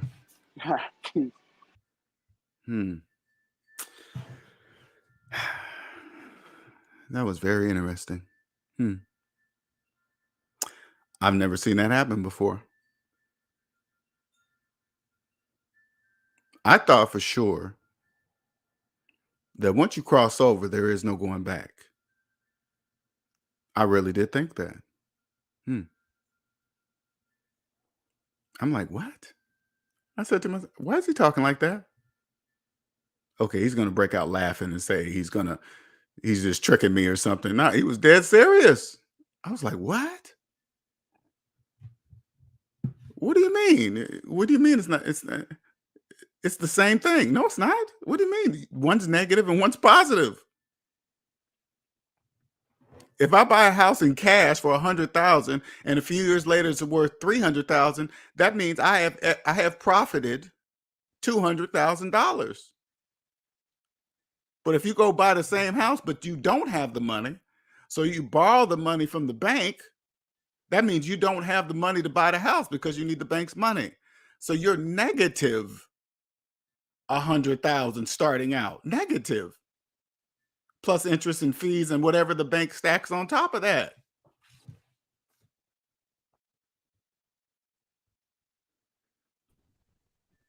Hello, Stefan. Hey LJ, how's it going? All right. How are you doing, sir? Good, good, good. Hope everything's good with you. Good, Yeah, good. that was odd what I just listened to. I don't know. I think Yeah, he's pulling a cipher move from the Matrix. something. He's hanging around the wrong people. That's what he's doing. Mhm. Because it doesn't make sense. None of it. Well, hopefully we can get him back in, get him back out rather. No, I haven't given up on my man. No way. Yeah. No, sir. I don't do that. But that was different. Yeah. Yeah. So anyway, yeah, I know you read my comment from a few days ago. So yeah, everyone, I'm gonna keep paying on this thing no matter what. I don't care about the forgiveness. I'm just hoping they don't try to remove it automatically or anything like that, because that'll make me upset. But so just a question. So I don't want to give out too much personal family history. Like both of my parents are enrolled in like the PSLF forgiveness thing. And apparently they both qualify for the cancellation stuff too. I don't know. Part of me feels like even though they know that I'm still going to pay mine off without it, no matter what. And she's saying, okay, good for your determination, but they're going to do this. I feel a little bit of guilt by association. Now, is that a good thing to feel, or am I wrong? What do you mean guilt by association? What's that mean? What do you mean? Well, like, because I have family members who want to get the student loan forgiveness or something like that. They want the 10,000. Or well, they're accepting. Yeah, they're in that program thinking they're going to get forgiven in 25 years. Or they're happy about getting a 10K cancellation. Okay. What now? I mean. Tell me your question again. What? Okay. Well, even though I'm not going for it, should I feel bad for them? Like that family members of mine are embracing it for themselves? Because they're going to remain debt slaves? Is that what you mean? It's a possibility, yeah. No, it's going to be. Yeah. You have to accept that. And this is what you got to do. Instead of remember, this is how you take your feelings out of it. Right. They're choosing it because they're choosing not to trust the calculator. Okay. So whenever you start to feel like that, just say to yourself, they're choosing that. So it'll help you remove your feelings out of it. And then you will also understand that this system doesn't care if it's a family member, what color of your skin, what religion. You got to remember, it has nothing to do with that. It doesn't care. You just got to understand that they're part of it. They're part of the debt matrix and they're running the program. And you can't do anything about it. But be yourself. You become free. They'll see you do different things. They'll see you're not stressed. They will see that you're just enjoying life. And then some of them will get curious and say, how come you're always happy and having fun, or whatever they're going to ask? And then you'll know by the way they talk to you if they're ready to hear what you have to say. Okay. You'll know by the questions they ask, because you got to remember, we can hear things that they cannot. Okay. So you'll know if they're genuinely asking you how or why or whatever, and then you just feed them a little bit and see how they respond, and then grow from there. Okay. All right. Yeah, but don't involve your feelings. Don't feel bad. Just say it's just that it is what it is. That's how it has to be. All right. Okay. All right. Yeah, because I've been reading all the comments from everybody else too.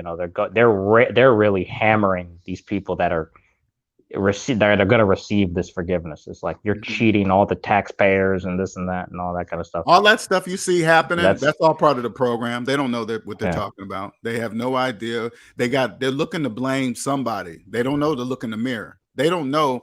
What they really don't understand is they're talking about themselves because they are the student loan debt.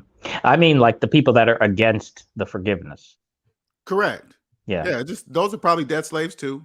Yeah, well, that is true. I can tell by their comments, because they make comments on Twitter like, well, if you're going to pay off student loan, how about you pay off my mortgage, pay off my car loan, pay off my credit card debt? So yeah, they're admitting that they have mortgages, car loans, and credit card debt. Yeah, so yeah, they're still in the stuff that I signed up for. Why don't you just pay it? It's like they're just debt slaves, yip yapping and arguing, but that's how it's supposed to be, because they don't really understand. The more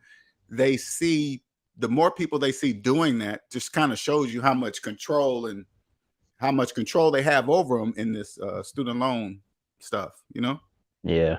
Yeah. Mhm. Okay. All right. That's all I wanted to ask. Thanks a lot. Hey, Appreciate you're it. welcome, sir. I'll jump off, head back into the chat. All right. All right, Thanks. appreciate it, sir. Thank All you. right. Appreciate you. Bye. Mhm.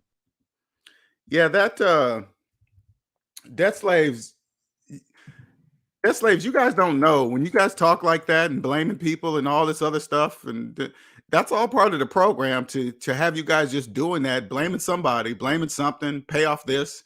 The companies, you guys be mixed matching personal and business debt, and oh, this person's rich. Like you guys will talk about a famous person. Oh, so and so got a PPP loan. No, not so and so personally. His business got his or her business got the PPP loan, not them personally. But you guys don't know the difference between business debt and personal debt. You guys don't know the difference. Oh, they bailed out the banks. That has nothing to do with your student loan debt. That has nothing to do with that. The government bailing out the banks and you're responsible for your student loan debt has nothing to do with each other. So stop looking for stuff to blame. All you gotta do is look in the mirror. That's all you gotta do. Just stand up, go to your bathroom, look in the mirror, and blame that person right there you're looking at. What's up, Mr. Sonnen? The only way NC can own the equity of his house is getting rid of the mortgage, period. Exactly. Either by paying it off or selling the house for more than the mortgage. Exactly. That's the only way.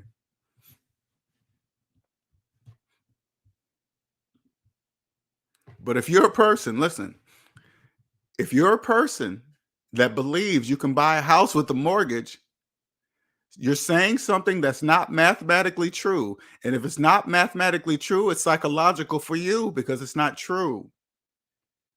If I said 1 + 1 = 3, you would immediately, everybody in the room would immediately look at me and say, that guy has a psychological problem.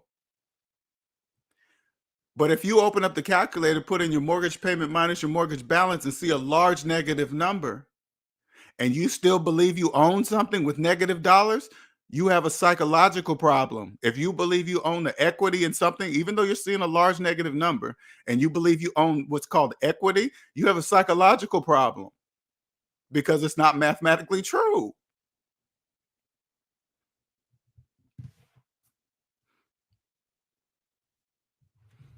This is why I tell people it's only a matter of when.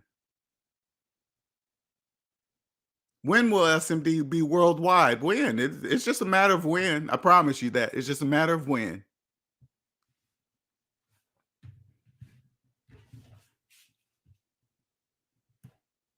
For me, it's a very good thing because it's basically a financial superpower. That's what it is.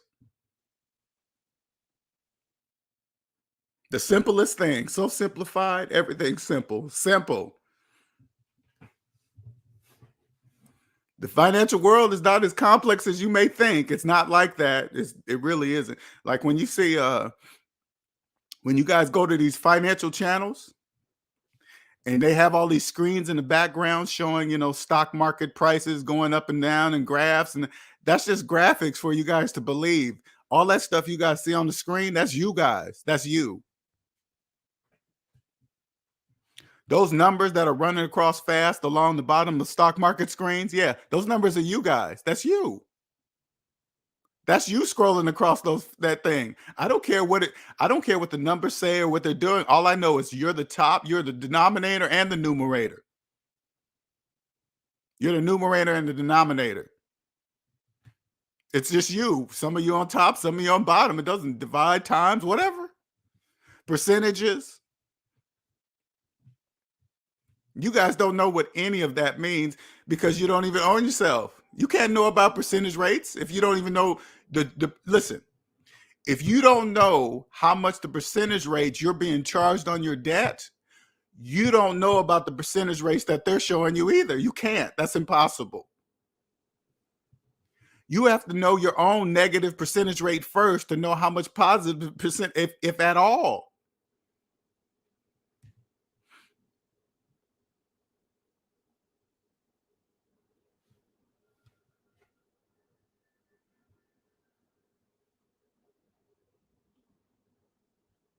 I hope so. I really hope so. That's true. I really do. I hope he's speaking business. I do. Because business debt is different than personal debt. I want to make sure everybody understands that, okay? Debt slaves don't know the difference, but I do. Business debt and personal debt are different. They're not the same. Personal debt, put it this way, I'll simplify it. Personal debt, you pay back. Business debt, your customers pay back. That's a big difference. Very big.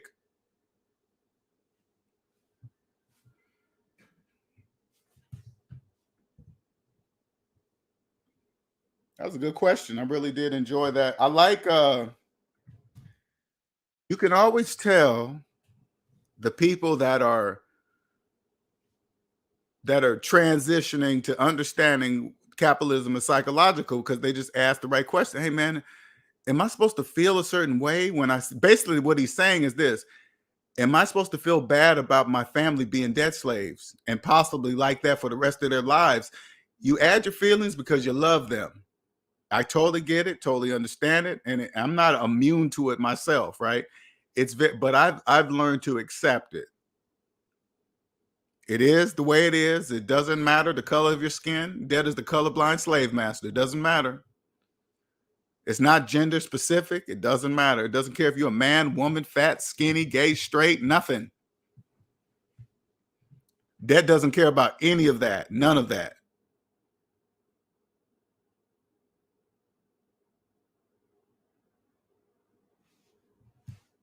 Again, if you're new to the channel, there's the link if you want to ask me some questions.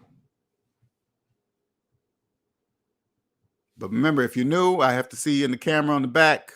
You got to turn on your camera for a second, because if you don't want to have your camera off during the session, you can. But what I'm saying is, I'm going to need to see your face first.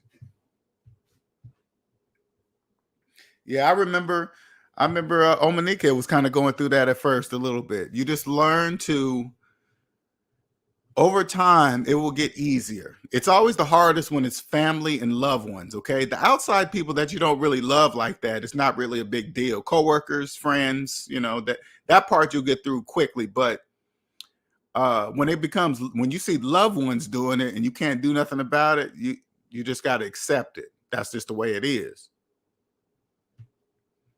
Some might come, maybe one or two people. You might catch them at different times or age. It counts on where they're at in their life, in their financial life, because they have to feel. Debt slaves don't really understand the cause of most of their debt. Most of their stress is debt. The majority of debt slaves believe stress is just part of life. They just think that's it. It is what it is. It's normal. And then they start going to get medicine for it, going to get this and that to try to calm it down, instead of saying, hey, what's causing this stress? All you got to do is stop and say, what's causing it? What's causing it? And start removing the things that's causing it. That's all you got to do. Like put it this way, the easiest stress to remove from your life, if it's coming from another person. Now, it counts on the level of what this person. If they're just a friend, you're just going to have to accept that you're not friends anymore. Okay, and you're going to have to let it go. But if it's a family member or loved one, it's going to be a little more difficult, because they're close to you. And if you're married to the person, say like you're married to a person and one of you guys heard SMD and you understand and you believe, you're like, this is how I'm going to be free. This is it. This is what I've been looking for. And then you go home and tell your spouse, and then they don't agree with you. Now you have a dilemma. And this is your dilemma. Stay a debt slave because of the person I'm with, so they'll be happy, to keep them happy, and remain unhappy because if you do that, you're going to remain a debt slave also with that person. That's a big step.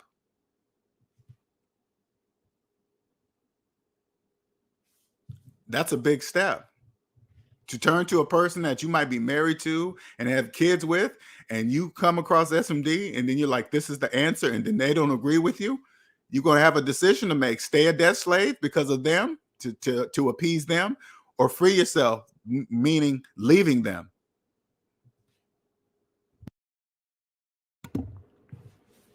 That's going to be a huge decision. Some of you will run into that. Some of you guys are going to run into that.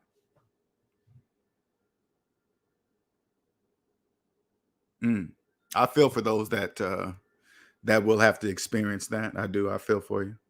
Yes, I felt bad for them. They won't listen to me. Sure won't. They don't. That is definitely stressful. I was obsessed with paying off my student loans. SMD has lit the fire under me, paying off the house. Congratulations, Eileen. Believe that.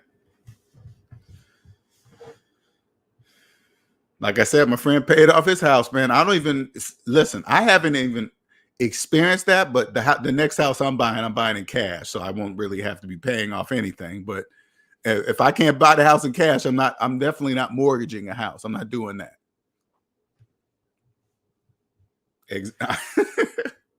Well, you're saying that because you know, Monique. Can you imagine being with somebody 15, 20 years and you guys have children together and houses and cars, and then and you wake up, you know your life is going to have to change one way or the other. Either they're going to change with you, or you're going to have to change by yourself.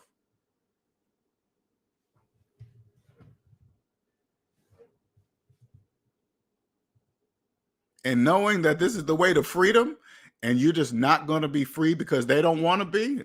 Yeah, I doubt that. I very much doubt that.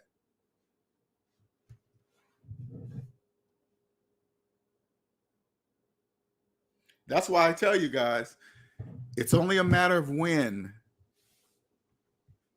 SMD is worldwide. It's only a matter of when. The world, listen, I know the world doesn't know. I already know. It's just the world has to catch up to know.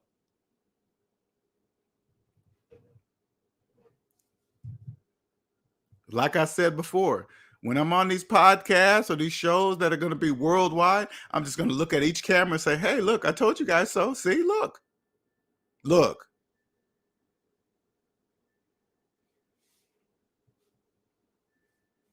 Told you.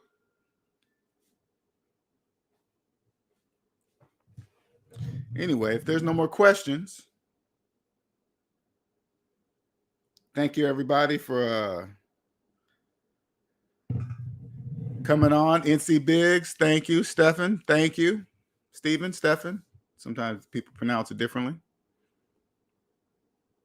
Yeah, that was today was a very interesting show. I learned something today. I did. I thought something wasn't possible, but I found out that it's not. That's not true. Because I learned something. It's not a bad thing. To me, it's an experience. It's something that I've learned now. It's like, okay, all right. I thought once you cross over, there is no going back, but okay. That's how, and you know what, honestly, it just tells me how powerful the program is. That's some powerful shit. Powerful.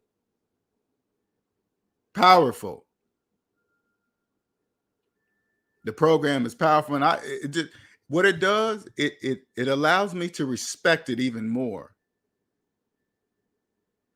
You know, I just, it's not a bad thing. I don't really to make people believe they're homeowners with mortgages, car loans, credit card. I mean, I get it. I totally get it. But that just shows you how powerful that is. That's just powerful. Okay, Steven. Okay, cool.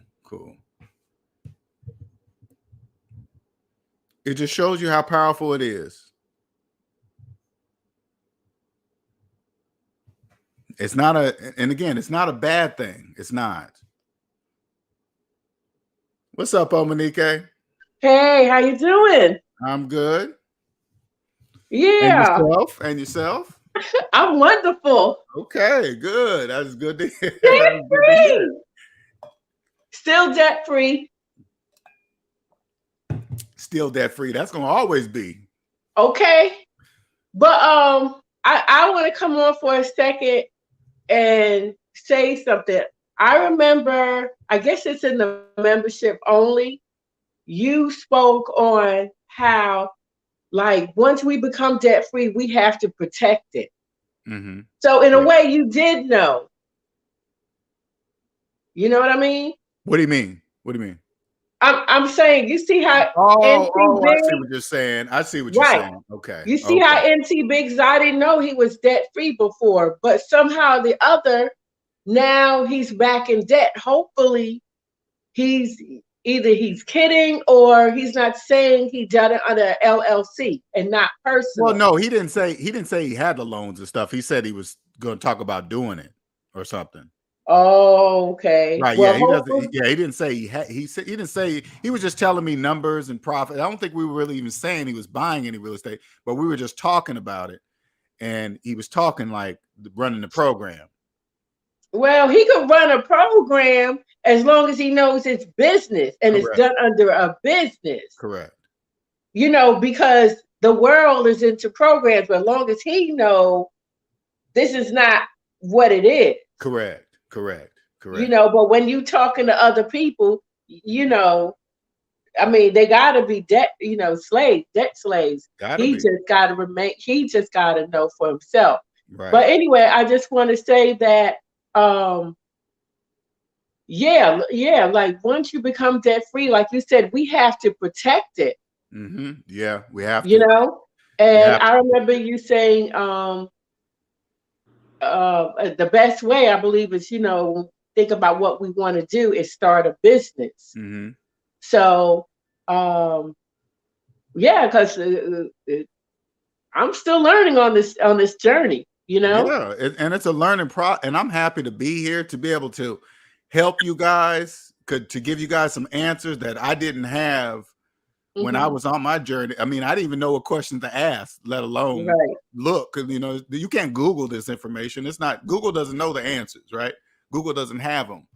And to be able to be here for you guys to help you along your journey, this is what's going to happen. This is why you're going to feel this way, blah, blah, blah. And then you just get over it faster, you know? Yeah. So, it is a fight psychologically to stay debt free, and even just going through the process. Because as you know, after I sold my house, for 10 months, I was staying in a hotel, right? Yeah. So I was doing the travel lab, and the travel lab will pay for the hotel. But when I am in Tampa, I pay for it, right? Because I also have a regular job, a PRN job. And PRN means that it's per diem. So I work when I want to work and when they have hours, which they usually do. So I would pay for it.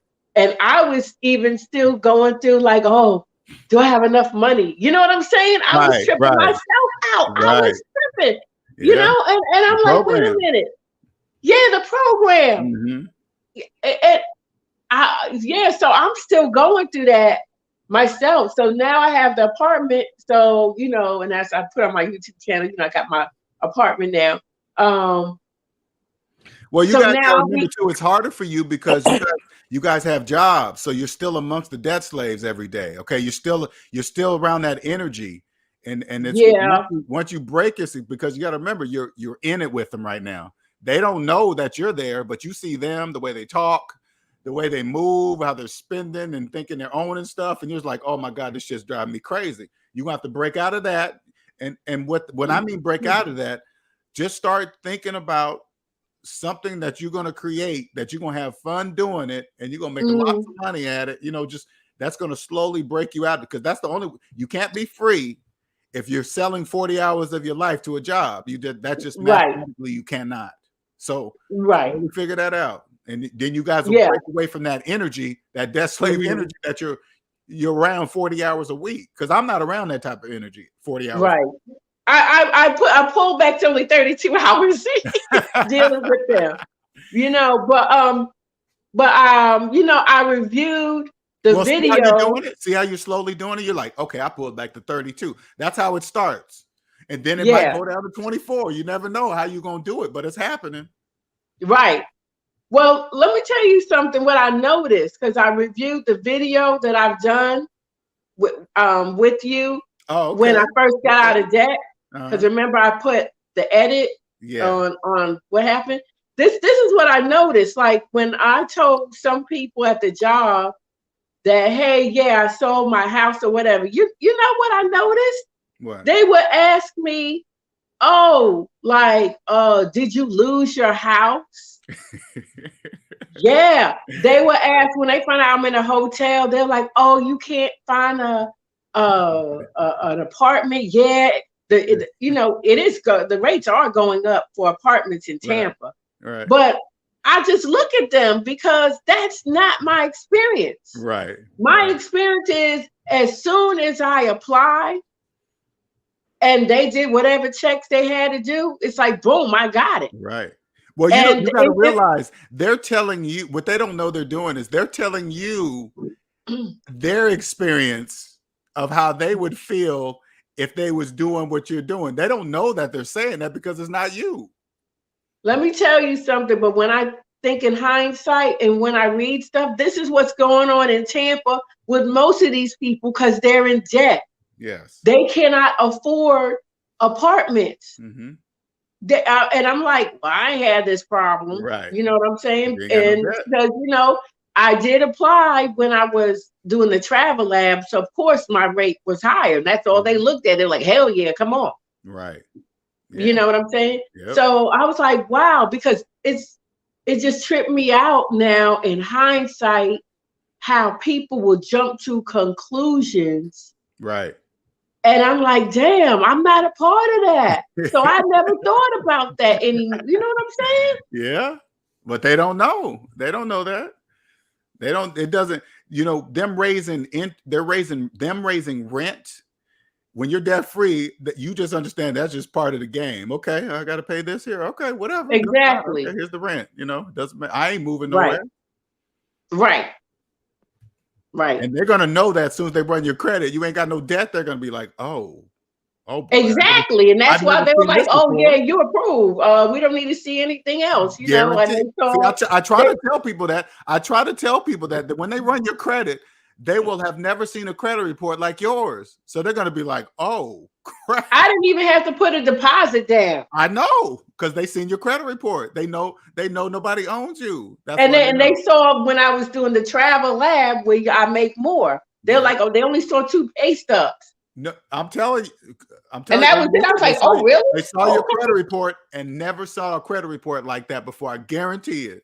It. Yeah, that's why I got approved like that within 2 days. Exactly. It's just I had to wait because they only lease in August because there's a lot of students. You know what I mean?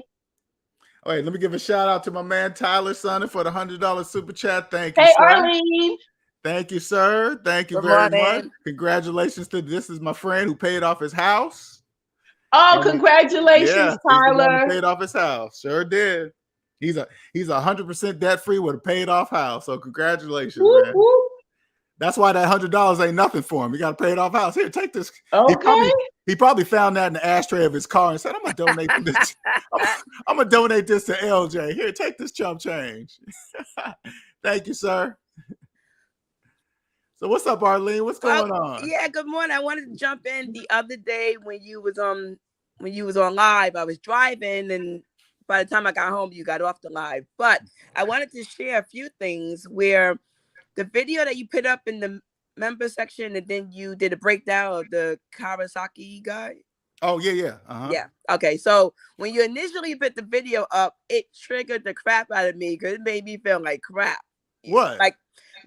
It made me feel like I wasn't doing anything right. And it wasn't until you broke it down, it kind of broke it down that the difference is the personal versus business debt. Correct. Yes. Because when I first saw it, I watched it twice and I was like, am I doing everything? That's why a lot of people they go against Robert because they don't know Robert's talking about business debt. They don't. Correct. They believe it and whatever, right? But he ain't doing nothing wrong. But correct. So your breakdown, the way you broke that video down, it was really cool, and it kind of brought me back. Like, okay, Arlene, you're doing it right. You're doing it. Not to say I'm doing it wrong, but I am doing it the right way. But what made me jump on today was everything that happened with the gentleman, where the programming is strong. Yes, it's strong, and not to say you hear the information of SMD, you hear it and you believe it and you trust it, right? Yeah. But the like it's hard, it's a hard challenge to go against. Like you said, you're around debt slaves every day, all day. Yeah. And it's definitely take the mental tenacity to break, like to not feed into what they're telling, It does. what they're saying. Oh man, it does. So to keep the mask on is difficult. It is. It is. I have a hard time doing it because it is difficult, and it seems like why would it be hard? Because you're hearing nonsense around you every day, all day. Yeah. And TV, so even TV commercials, people, it never ever, because like right now, when you clearly see TV commercials make no mathematical sense at all, but if you hear it every day, you think it does. It's bananas. Mm-hmm. But as I said in the chat, it's so like I love this SMD community where it's like we're not to say we're a secret society, but like we are, like we hear each other. We're able to hear what you're saying, and we're all doing it. You know, like when Nick talked about his experience, like people sharing their experiences, and we're getting to see from one another. When you do it the financial way, north of zero, like you can live that way. Look at Monique, tell me this, Arlene, how is it for you at work when you're around debt slaves yip yapping? How is it for you? Do you ignore it? Do you participate in the conversations, or what do you do now? I try to be quiet. Okay. I can't be quiet, but it's difficult because that's my problem. I try to be quiet, but it's difficult because you're hearing nonsense all around you. Right. I just wondering if you pull your mask down at work or not. I was just curious. I do. So I need help with that because I pull my mask down because by nature I'm a teacher. Right. And LJ, I told you hear a million times of different stories, but this one chick, she's so deep in debt, and I told her don't buy a house, and she bought a house in the most expensive area, and she, so now she's talking about getting into real estate because someone else is in real estate. Right. And I'm just so tired of teaching because they don't listen, and she see what I'm doing by example. Because she knew me for 5 years when I was in debt. Mm-hmm. Well, so like now I'm at a point. I was telling Stephen, though, you're gonna learn because you're gonna keep getting frustrated talking to debt slaves, right? You gotta wait till they ask you the right questions, because you can tell the difference between a debt slave trying to ask you a question to be sarcastic versus a question them trying to genuinely understand what you're saying, right? And as soon as you hear that type of questions, that's when you kind of can peek your mask down just a little bit, throw something out there, see if they catch it. If they don't, put your mask back up. And if they do, no, I'm tired. No, look at my eyes. I'm tired. I'm tired. This same chick, she's like, oh, send me all the information you have. I sent her information. Matter of fact, when I was at work and you guys were on, I sent it to her and someone else at work. Okay. Right? Yeah. She's still doing what she want to do. Of course. If she didn't respond, she gave you the answer. That's all. You just gotta accept it. You gotta see what she's doing and saying. That means she's clearly a debt slave. So you can't do anything about it. She's running the program. Well, what's funny for me is where I'm in this time frame about looking to retire. Mm-hmm. And people are retiring, my people are constantly leaving. And the one coworker who's leaving next week, he called me the other day to share with me, the consultation he had about the pay, the different things that happen when we leave. What does happen in my profession, people do make more than they're making when they're working. So the way our numbers go and the way our savings and all the things that happen, people are making more money retired. So this coworker was calling me to tell me the consultation he had, and he was sharing that as we retire, we could take a certain amount of money and put it into our deferred comp and all these different things. But at the end of the day, we're in two totally different situations. He's a little older than me. He has debt. He has family and kids. I'm single with no kids. So our financial numbers are exactly the same right now. And he's leaving with 25 years, and I'm here with 17 years with 3 more to go to hit the retirement. So I'm fine. I'm going to be okay. But what I say all that to say that I realize that when I leave, I have to do it in silence because, like, I'm gonna have to just put my papers in and quietly just leave, and people are like, "Oh, Right. what happened to Arlene?" Why? Why you want to do that? I guess I'm curious too. Why you have to leave in silence? Because the more I talk about leaving in 20 years, the normal, everyone think that that's crazy. People stay here for multiple years. Oh, they're crazy. They're saying because you're not staying longer. Oh my God. Okay, got it. But running that race, the race I ran and I lost, the universe has said to me, no, follow your plans and go. Because I always had a 20-year plan. I'm glad you came to that conclusion. Yes. I'm very glad because that's exactly what it means. Exactly. Yes. And so even yesterday I was somewhere and with some people and they was telling me, hang in there, you should run again.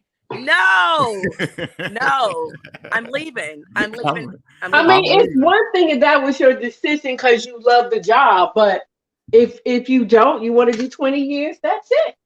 You're debt free. You're going to be debt free. You just have your house and that's it. Yeah. So, but I'm excited and I'm grateful, but it's definitely I don't want to say it's difficult, but just hearing all the debt slayers around you is everywhere. It's everywhere. Because you guys got to remember when you guys go to work, the 95% of the people there are there because they have to be there, right? Yes. They have to be. So that's different because you don't have to be. If they said, hey, you're fired today, you'd be like, okay, whatever. I want to leave anyway. You know what I'm saying? You wouldn't really care, right? But that for the average person, that would totally destroy their world. The loss of a job would destroy everything they have. For you, it won't destroy anything. It'll just make things inconvenient. You know? Yes. So yeah. And you know what? One of my fears, and I guess it's a good fear, is to go back to debt. It's like I pray I never be in a situation. Go back into debt. Got it. That's a damn nightmare. Yeah, I told you I am the light. Right. Yeah.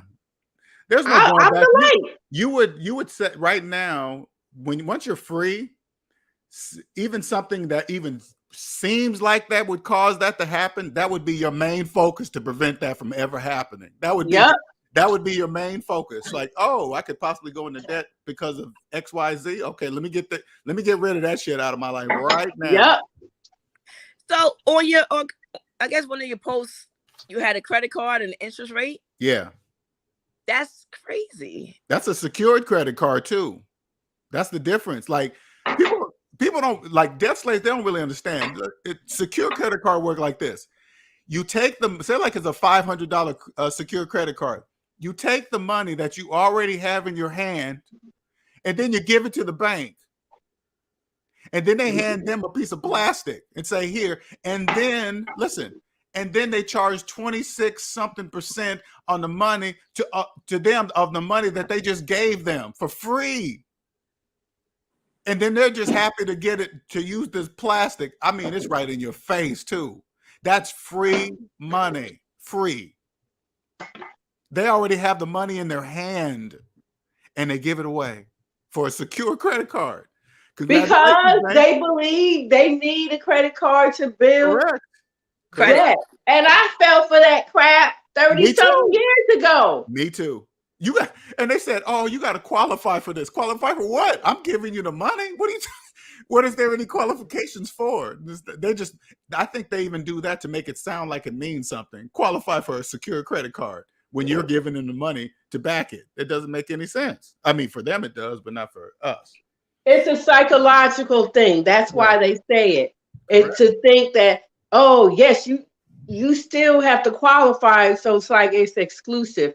That's psychological. That is. Capitalism. I love it, though. I respect it. The key for me right now with all the SMD learning and taking action in my life and, the space I'm in right now, these next 2 to 3 years, I'm really, really trying to figure out what kind of business I want to do for myself. I'm really trying to figure that out. And not that it's difficult, but I'm just trying to really figure out what's next. Because like you said about job and the title, like, yeah, I've been in this career for so long and I tried hard. Who are you without that job title in front of it? Exactly. Like, I never thought about that. It's played such a role in my life in so many ways. Yes. And this is where I'm okay with cutting off and being done with it, because I don't want to do it anymore. Yes. And it's funny because I'm actually on the list for promotion. I'm not going to take, again, people think I'm crazy. Yeah. But I don't plan it. I don't want it. I don't want to engross myself anymore in this career. I've done my time. Do exactly what your mind tells you. I mean, imagine how I sound to people when I say, hey, one day I'm gonna meet Bill Gates and Warren Buffett and Elon Musk. They probably think I'm bananas. Oh, you're crazy, dude. You'll never happen.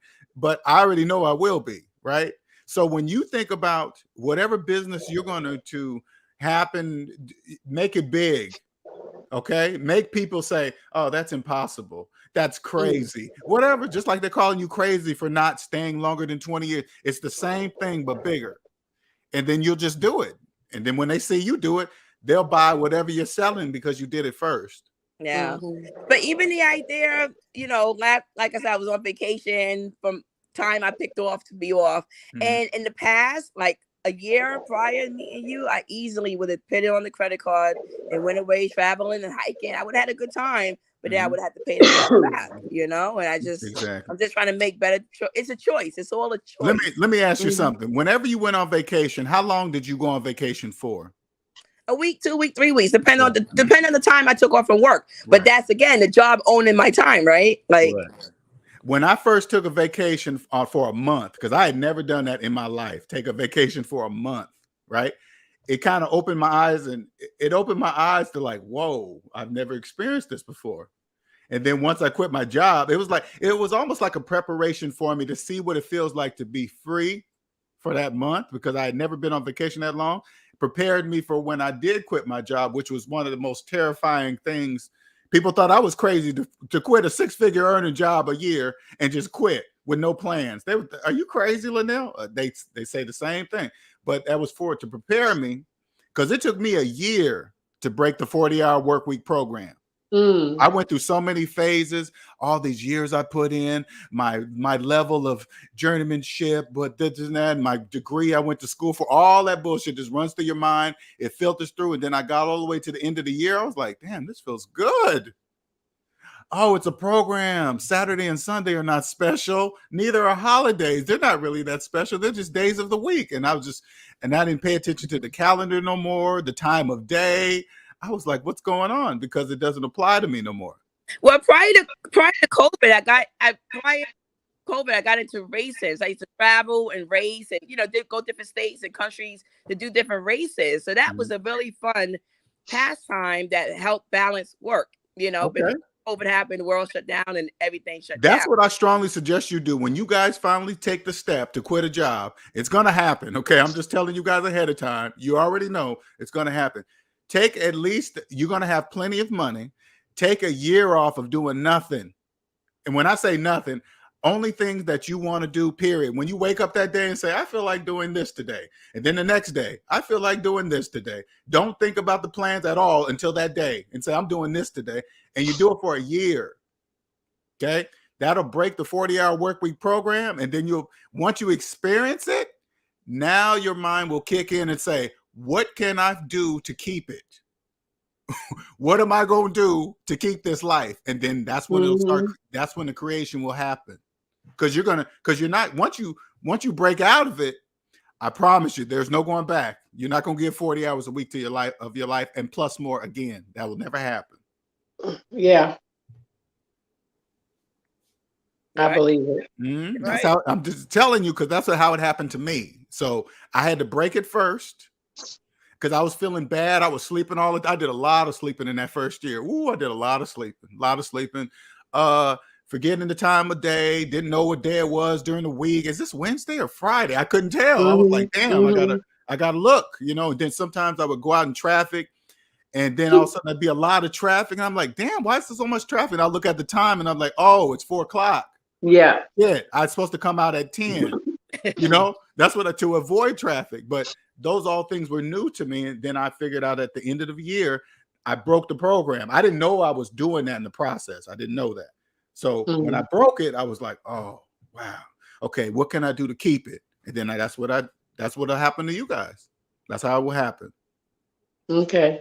Yeah, I'm still in that process, but what I love is that I tell the job when I want to work. And they're always coming, oh, could you work more hours, this and that, and all this other mess, you know? Right. So, yeah. Well, they know, your jobs are going to know, your commanders or your people in charge of you, they're going to know you're different because you're going to speak to them very differently than a Oh, desk yeah, slave. they know.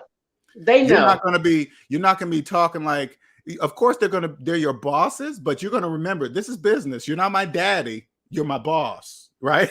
So you're going to speak accordingly. You're like, hey, yeah, can you stay and work out? No, I can't. For free? No. I'm not doing anything. They already know. I'll just say that. I've always been dropping F-bombs and all this stuff. They know. They know. They love my work ethic, but they know. That's all I gotta say. Good work ethic and debt free is a awesome combination.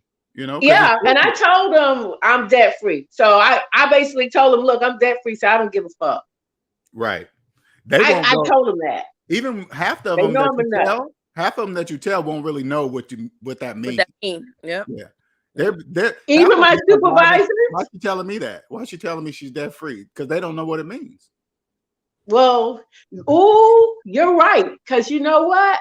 My director told me about how her husband isn't working. She's always traveling. Oh, yeah, they're in debt. My director. See how listen, if you listen closely, they're talking about their personal life at work. Only debt slaves do that. The only debt slaves do that. Hey, listen to all the problems I got at home. And then that's how affairs start to happen at work, because there's another debt slave in the exact same situation that's always at work, just like you are. And then they think they have something in common when the only thing they have in common is debt. That's why they're always at work. And then they know they don't have nothing in common with me, because I tell them I'm debt free. I don't give a fuck. I'm here because I want to be here. I told them all that. I swear to you, director, supervisor, I tell them all that. I swear I'm not lying, because I'm the tech.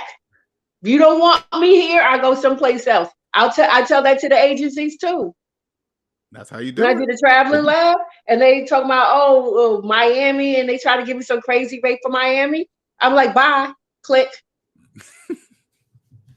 I wanted to lastly share, because the post you put up, and I'm always commenting. So the other day, then Omanike wrote. She responded to my comment. So not to put too much information in the world, but with the student loan and the forgiveness, and I have made the comment that 3 people I know said they're looking to go back to school. So adults, like we're all in our 40s and 50s, okay?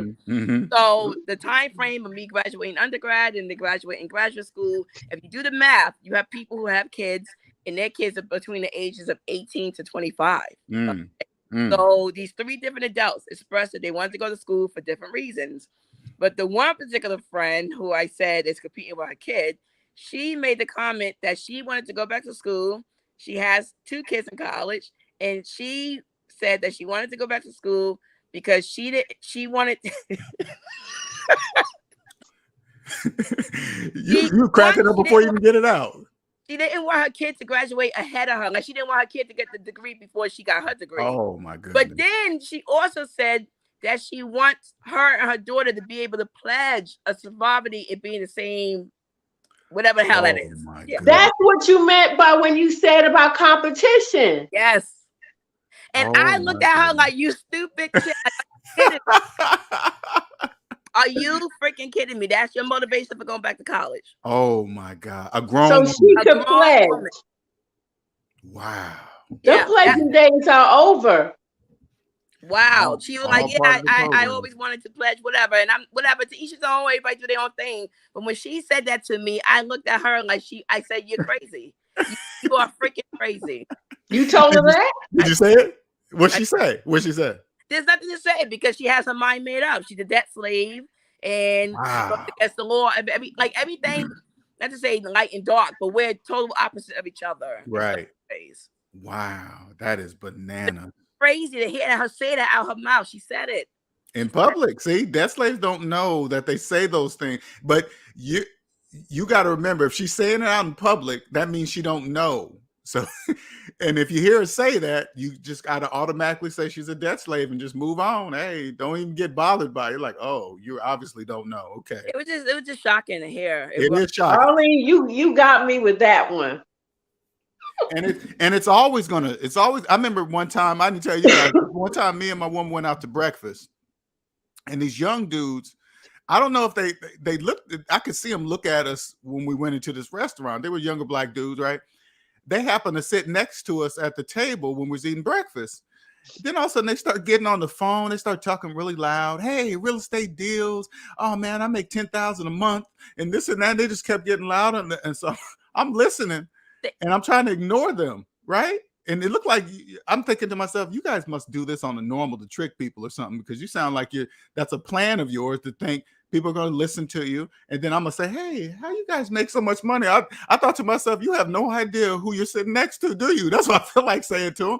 But they're getting louder. Oh, man, that's what I would do, man. I made this deal, man. I made $50,000 on this one deal. I was like, you guys are so full of shit. I was saying that to my girl was like, don't say nothing, Linnell. Don't say nothing. I said, no, I don't do that stuff. I don't pull my mask down in public. I'm just going to sit here quiet. But I think, how many people do they catch with that corny ass scam? Yeah.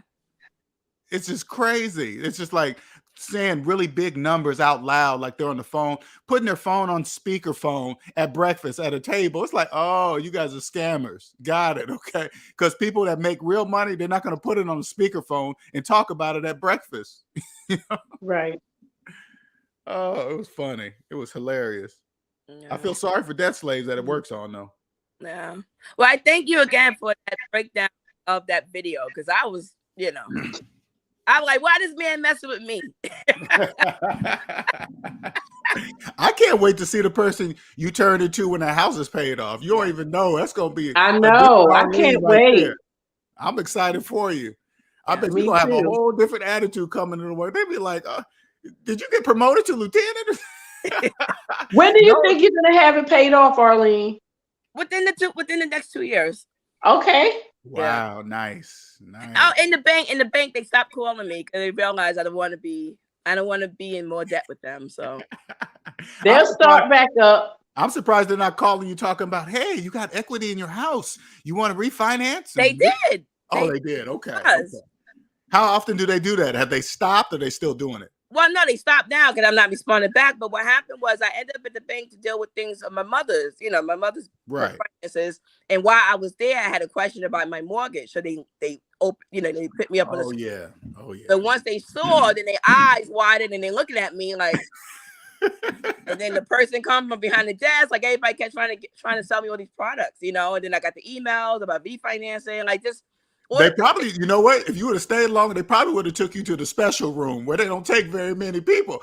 Oh, hell, ma'am, we did not. Oh, okay, come on. This is the room for people serving coffee, Danishes, whole different servers in there. They probably got servers in there waiting on you.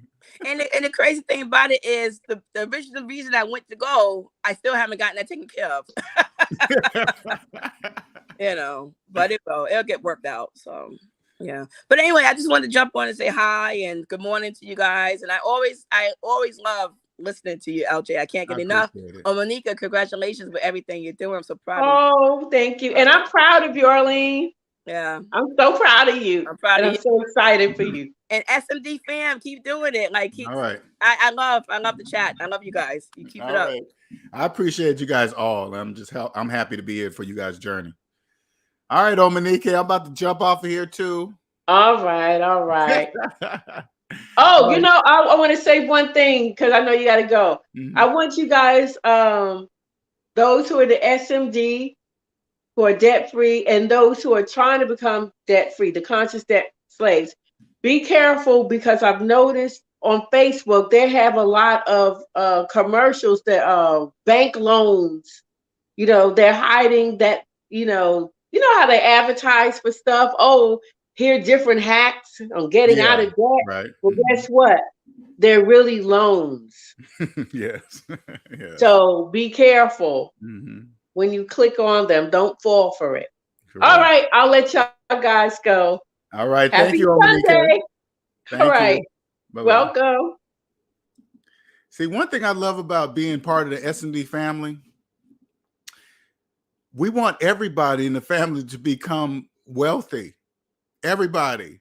You know, it's congratulations. There's no jealousy. Like if somebody said, if a S&D family member came and said, hey, man, I just made my first $1 million, we're not going to be jealous of that person. You know what we're going to say? Congratulations. Congratulations to you and much more, hopefully. Man. That is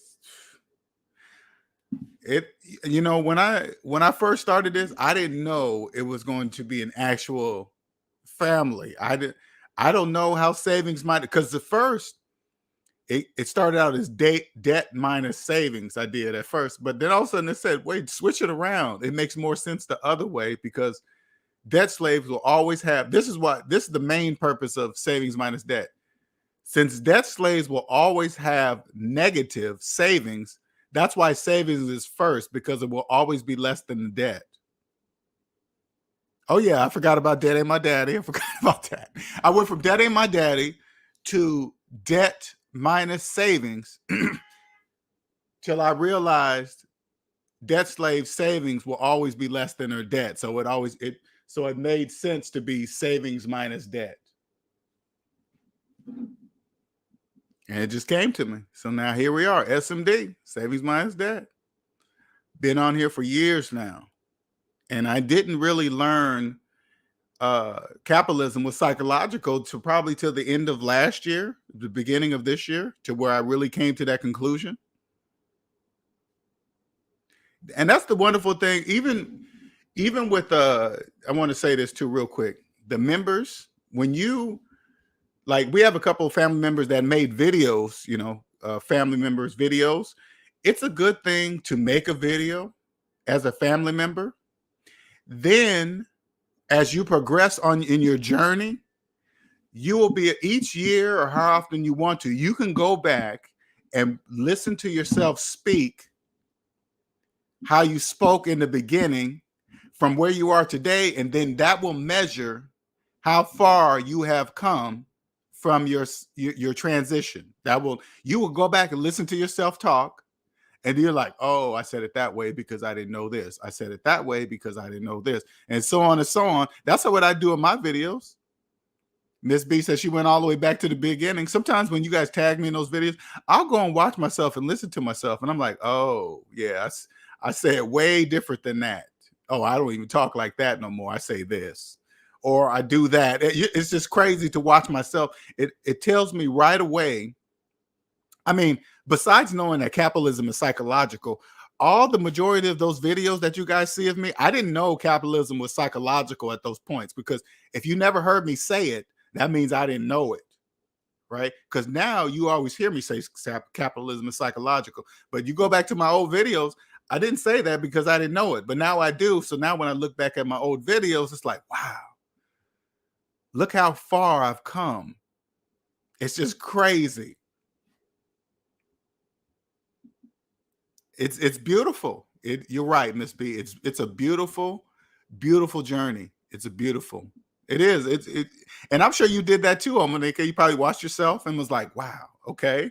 All right. And then you kind of, you know, so crazy about that too. You'll look around your background and you'll look, because only you know the things you can see. Like when you watch a video of yourself, you already know the picture of the whole room, not just the camera view, right? You already know. So you're going to be watching that video different. You're going to be looking at yourself different. You're going to be listening to the way you speak. It's going to be different. And then you're going to see how far you've come. I mean, think about it this way, Monica. You think back at one of the videos we made where you were just thinking about selling the house. You wasn't sure, or you just had done, I think there's a video so early to where you were like, redoing the siding or some plumbing or something that was going to, I mean, just think and just listen to the way you're speaking then compared to the woman you are today. It's just night and day difference. You can see it. Videos help you see that. I still owe it to myself to go to the Dave Ramsey show to do my debt-free scream. When I pay off this house, I will truly be debt-free. And I want to make sure there's nothing wrong with that. Do that. If that's going to go to Dave Ramsey, because Dave Ramsey helped me too. I want everybody to understand. Dave Ramsey, without him, it probably would have took me long. I'm not going to say I wouldn't have become debt free, but it would have taken me longer to become debt free. Because I remember when I first started listening to him, oh, he's blunt, he's the a-hole and this and that. I'm like, he doesn't sound anything like that to me. He's just pointing at the calculator. That's it. Why are you getting mad at what he's saying? It just doesn't make any sense. That's how I thought of Dave Ramsey, and I just followed, and I was free. But as soon as he said, hey, put away money into retirement while having a mortgage, I just said to myself, this is where I get off the Dave Ramsey train. Nothing wrong with that. He's not doing anything illegal or bad or evil or nothing. That's just business. I knew my journey was different when he said something that's mathematically impossible. I said, okay, this is where I get off. I don't want to do that. I want to go this way. And then once I went my own way, because if I would have just stayed there and said, hey, yeah, I'm going to do that. I'm going to put away retirement while having a mortgage, I would have stayed there. I would have never discovered that capitalism is psychological, because I was in debt, trying to put away. And you can't discover that capitalism is psychological if you believe you can put away money into retirement while having a mortgage. You can't do both things. You can't. So that's where I left. I said, there's something bigger. There's something different. And I found it. So this is my journey. That's Dave Ramsey's journey. This is my journey. That was a 40-year mortgage. Oof. Ooh, that's just, ain't it bananas just to even think about today? 40-year mortgages. That's the new norm now, 40-year mortgages. Anyway, I'm going to get off. Thank you, everybody. Appreciate you all. Until next time, see you later.